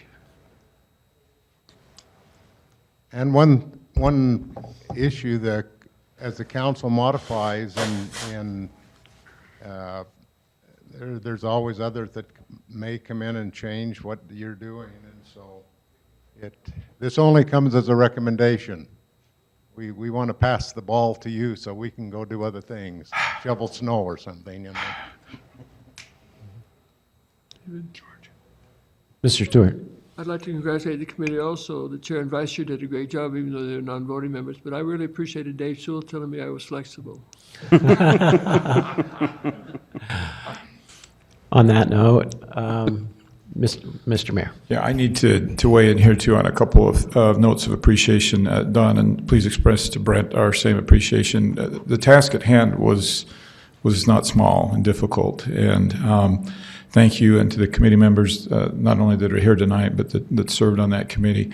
I'd also like to express my appreciation to the council members who originally voted for the original fee and that were patient with us through this process and allowed us a little extra time. I know that may have been hard on you, as well as Travis and your team, who also showed a great deal of patience with us. So thank you to everybody that's worked on this. I think it's a wonderful example of a very difficult problem being solved by some really bright and sharp people coming together and being open-minded. And I think you've come up with a great answer. Thank you. Thank you, Mr. Butler. Yes, Mr. Stewart. Brian, would a motion to accept the recommendation of the committee be in order, or is that needed? Or I think what would be in order would be a motion to direct staff to prepare legislation implementing the recommendations, if you want to accept them, or with any modifications that you feel necessary, and then that would give guidance to staff about what to prepare to bring back for actual passage. so moved. Without changes, I take it then. Okay. I'm in the habit of raising my hand to be recognized here, so I'm going to have to change the way I do this. But I did want to make one clarification. I believe it was very clear in the committee discussion. I remember very clearly Mr. Stewart making a motion that the grandfathering would be perpetual, which basically means for the life of the panel or until a subsequent council changes their mind. So I think there was no intent to say we're going to rethink this in 3 years or 5 years or whatever, recognizing that we have no power to bind future councils. But our intent was these are the pioneers. They've made huge investments, not knowing necessarily what their return was going to be, but that the grandfathering would be perpetual until such time as the council decides to change it. Mr. Harding. Don't know if we want to get a second, but I have a thought on that as well. Okay. So we have a motion to, well, let's see. So did you want to clarify that or comment on that before we? So I would like to comment on your comment. I just didn't know if we wanted to get a second on the Right. motion. Yeah, we should ask for a second first. Yeah. Seconded by Mr. Van Buren. Okay. Now we're open for discussion. So go ahead, Mr. Harding. I think, Mr. Sewell, you probably as well as anyone knows how strongly I feel that the current residents need to be grandfathered.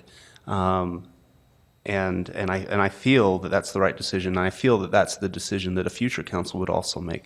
What I'm, knowing that we can't bind future councils, I don't want the expectation, there to be false expectations that, oh, well, this is how it's always going to be. In 3 years, we may find that we need to restructure or that it makes sense to restructure how this is done. And I would hope that the council in 3 years would make sure that those original customers are made whole by it. But I also don't want to bind. I want to give that flexibility to restructure in a way that makes sense.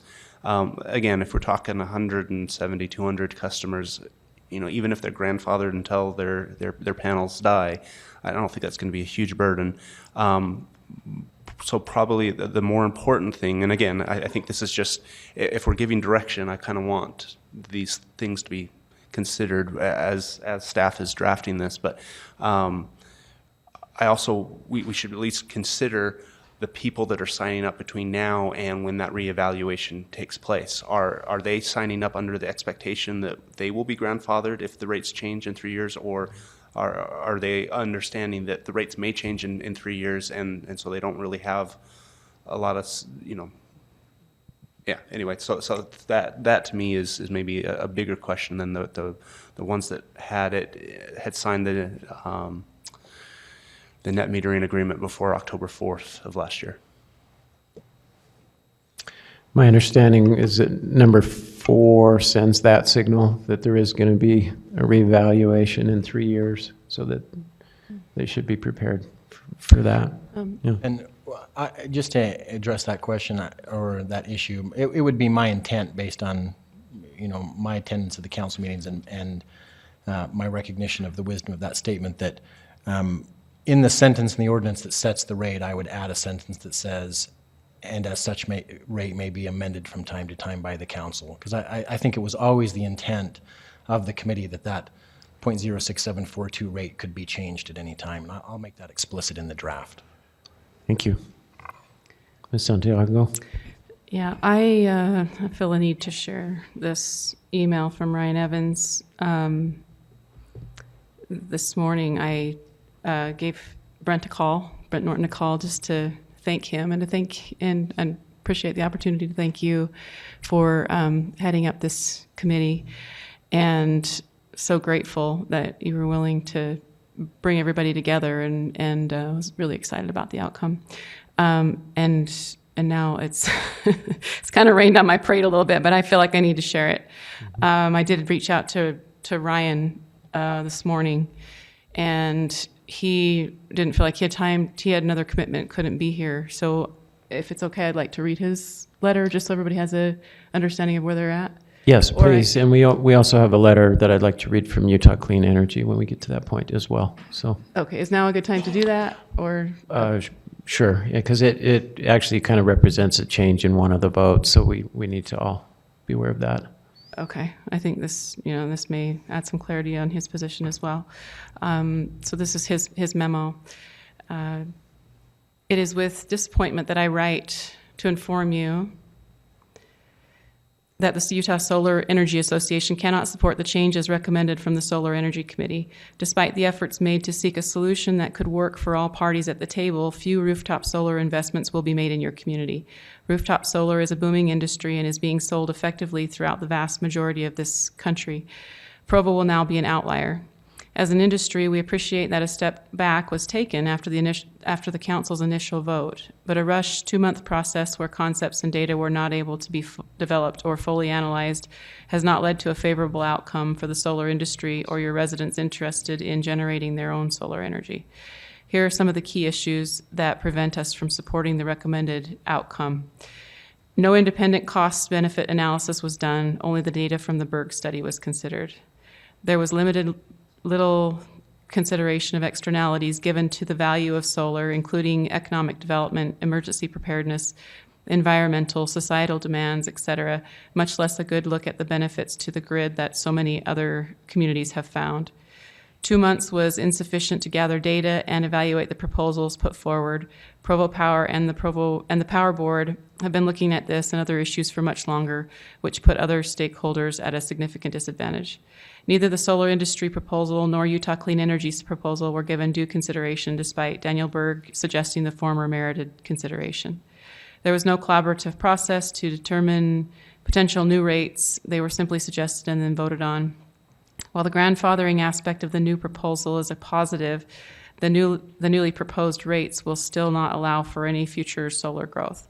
Given that this change is being suggested only as a temporary one for the next 2 years until all ratepayers transition to time of use rates, we respectfully ask that you keep the current NEM program in place or give greater consideration to the plan outlined by our association to allow for a reasonable path forward for rooftop solar in Provo. Thank you for your consideration. Ryan Evans, President of Utah Solar Energy Association.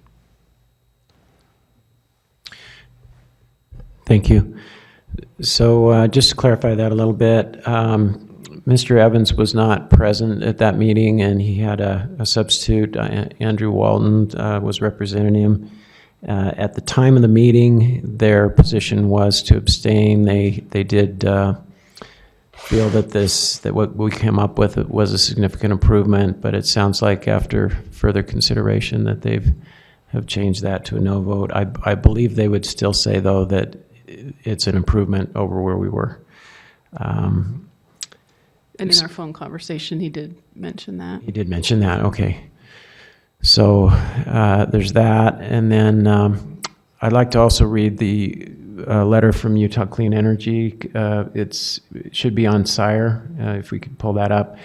But before we do that, I'd like to recognize actually all of the members of the Solar and Energy Committee. We really appreciate Travis Ball, head of our energy department, right here, was very good to work with. And I appreciate you thinking of different ways to approach this so that we could come up with something that almost everybody felt good about. And then, let's see, sort of representing the power company, then we also had Cheryl Taylor from the Energy Board. She was here earlier but had to leave before we got to this item.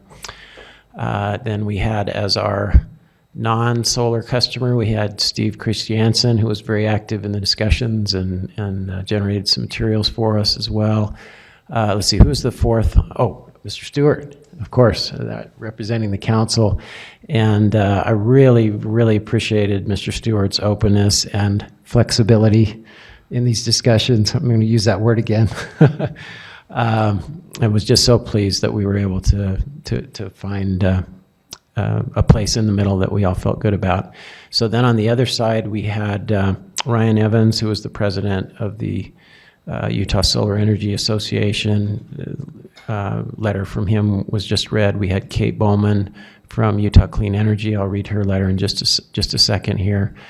And then our solar customer representative was Melissa Kendall, sitting in the back here. She was very active in the discussions as well. Appreciated her participation. And then I was sort of representing the council viewpoint on the other side. And I appreciate Chair Santiago's suggestion on this. I was originally thinking maybe we wouldn't have council members on the committee, but she said that George and Dave look like they feel the strongest about this. Let's get them in the same room and see if we can figure something out. So I appreciate her wisdom in that regard. And thanks also to the mayor for providing the catalyst to make this possible, and for help in suggesting setting up this joint mayoral and council commission. Anything else you'd like to say, Mayor, on that line? Okay, let's go ahead and read the letter.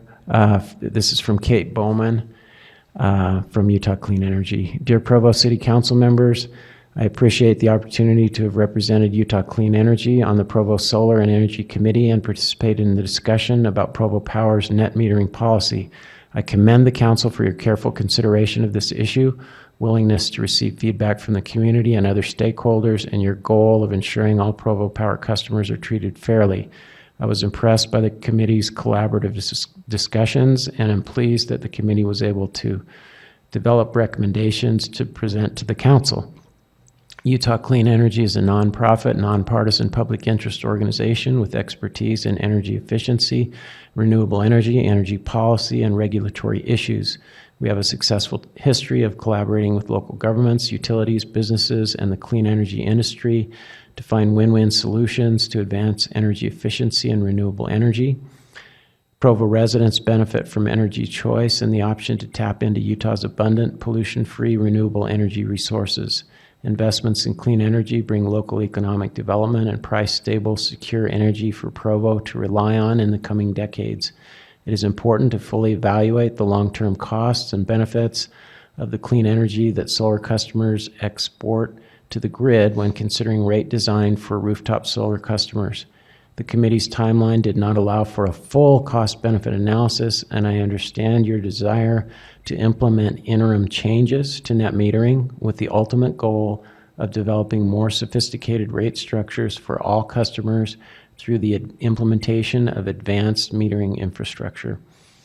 The committee's recommended approach will still send price signals to encourage solar customers to make smart energy choices, does not single out solar customers for increased fixed charges, and ensures that only the incremental costs of serving a given customer are collected through the fixed customer charge. As such, the committee's recommendations represent a significant improvement compared to the net metering changes passed on October 4th. Thank you for taking time to consider this issue on an extended timeline and form the Solar and Energy Committee.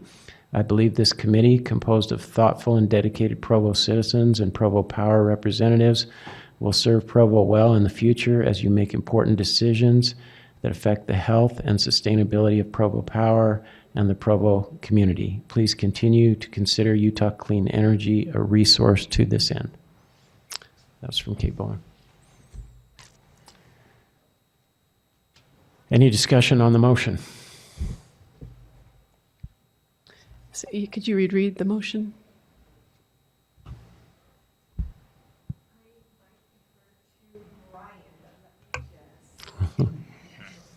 Direct staff to prepare legislation to implement recommendations and to give staff guidance forward to bring back an ordinance for actual legislation for actual passage. And so I kind of left the word out there.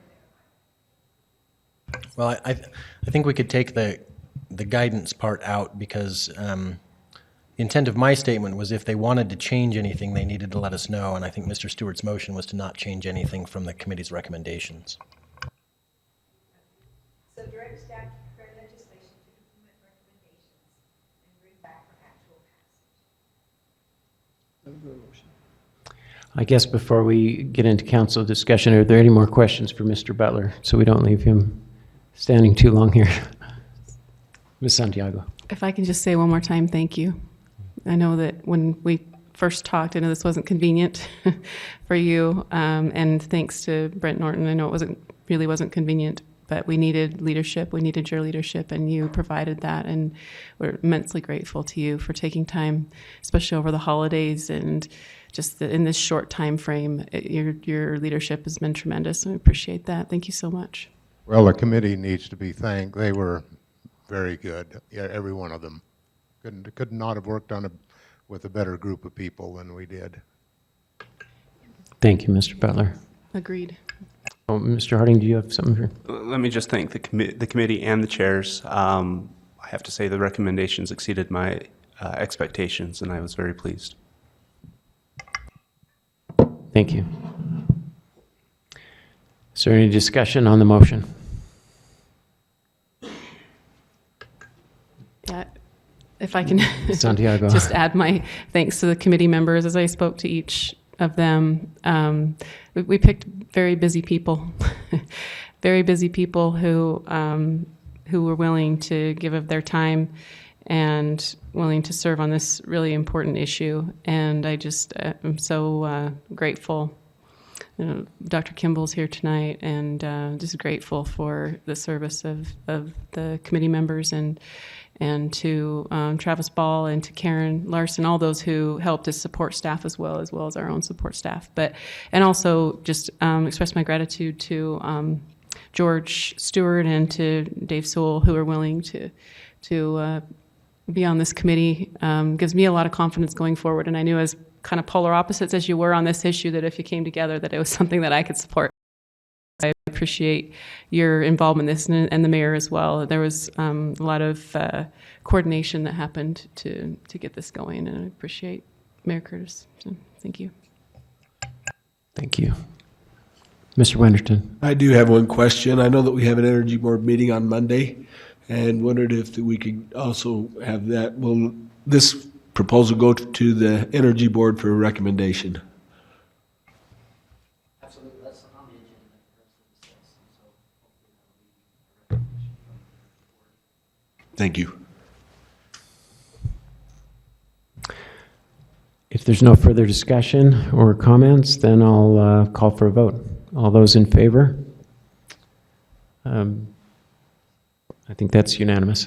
In favor. Thank you.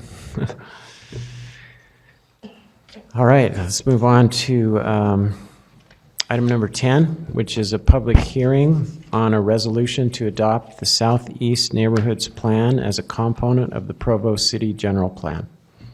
And this will be presented by Austin Corey. Thank you. We went through the descriptions of the public process that we've been through quite thoroughly in work meeting. I'm happy to revisit those if you have any specific questions about that. I guess to summarize, the process involved 4 specific neighborhood meetings devoted to it, 2 planning commission meetings, 5 months of biweekly meetings with the advisory committee, and it's been about 12 months now of a public process of surveys that have been out there, as well as the plan being posted online. It's been about a month since this was presented to you in work meeting. I don't know if you have any additional questions about the plan content itself. Since that time, we have received a little bit of feedback. You saw an email from Ms. McCord, I believe. We're happy to answer any questions specifically that you might have about her email. I will say that based on that, there is one recommendation in there to page 18 that we would definitely recommend that you make as, if you choose to adopt the plan tonight, that you make it as part of the motion to remove a word on page 18. There was a word that was left in there through an editing error. So we would recommend that that change occur. We've also received some feedback from a Mr. Fenley, who has requested that the jail property be left designated as a PF zone, as opposed to, in this plan, it recommends preparing it for residential housing. We we feel, and we've verified that with the Planning Commission as well, and their recommendation that they've made to you, that request is contrary to any of the feedback that we've received from the other neighborhood, or from the other members of the neighborhood or the advisory committee. And so as such, we've left the plan as is, but ultimately it's what you have before you is now our recommendation for you, and we're willing to vet any questions that you might have and facilitate this process further. So. Are there any questions for Mr. Corey?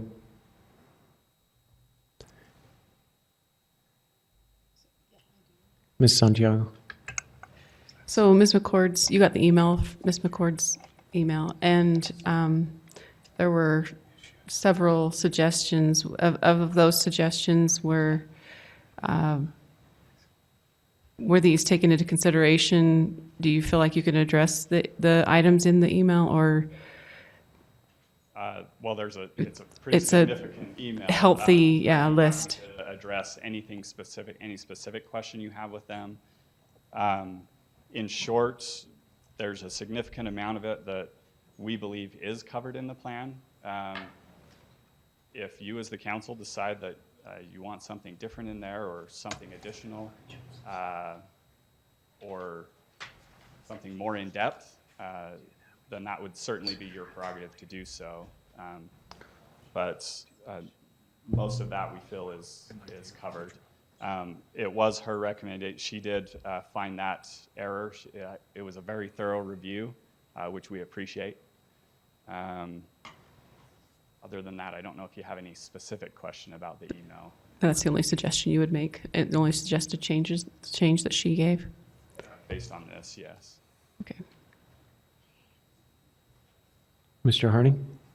I was curious, which word on page 18 is your recommendation to amend? So on paragraph D that talks about open space, the subparagraph about Bicentennial Park, at the end of that paragraph, there's a word that just says funding and doesn't continue. When we were going through the revisions, that was actually a sentence that was moved into the goals and objectives, and one of the words got left out of the editing. So something like that's pretty straightforward. I mean, it's just a typo that we're fixing. I struggle a little bit with the suggestion that, you know, any changes we feel like should be made, you know, we just make it here and now because it has gone through a public process, and so any changes that we're making, we would suggest now, would not have the benefit of going through that public process. So. Having read the email, there are some things that I think have a lot of merit, but I don't necessarily see a good way forward. I don't think, I'm not comfortable making them here without public input. I'm a little uncomfortable just passing it, you know, with these good points not incorporated, but I'm also not comfortable with the extended time that it's taken to get to this point, to continue it and push it back through that public process again. So, you know, there's three avenues, and I don't like any of those three. Mr. Connect. I appreciate the work of staff, and at this point, I would like to hear from, well, probably the only neighborhood chair that's here. We have one that's absent due to health concerns. That's actually my wife, and I don't see Mary Miller here, but Richard Holmes is here. Love to hear what he has to say. Are there any more questions for Mr. Corey before we call up Mr. Holmes? Okay, thank you. I guess I'll just say I'm happy to pass the microphone on.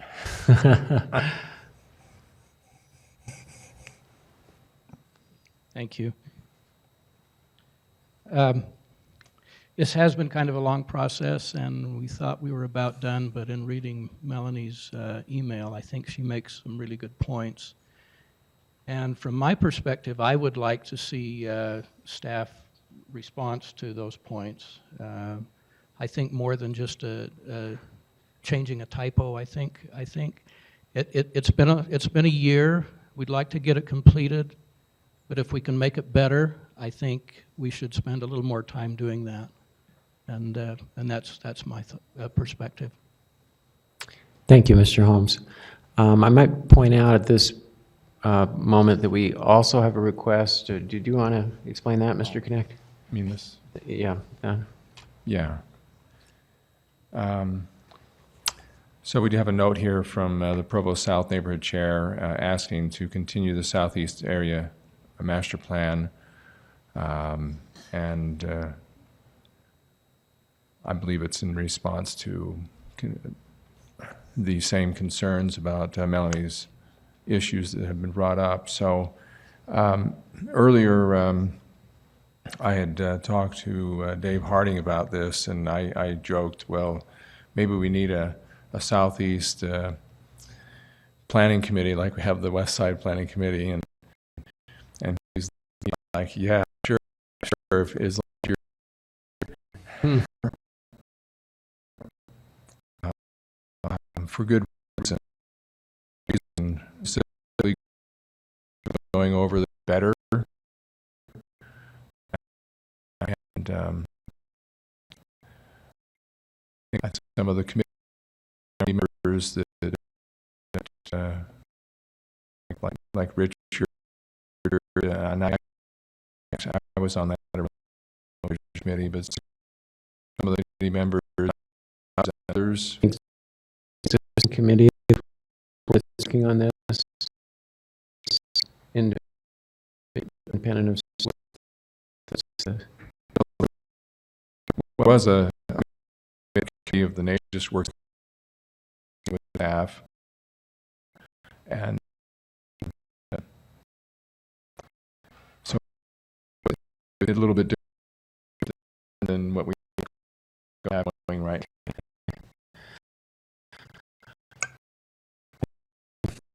It might, given the definition of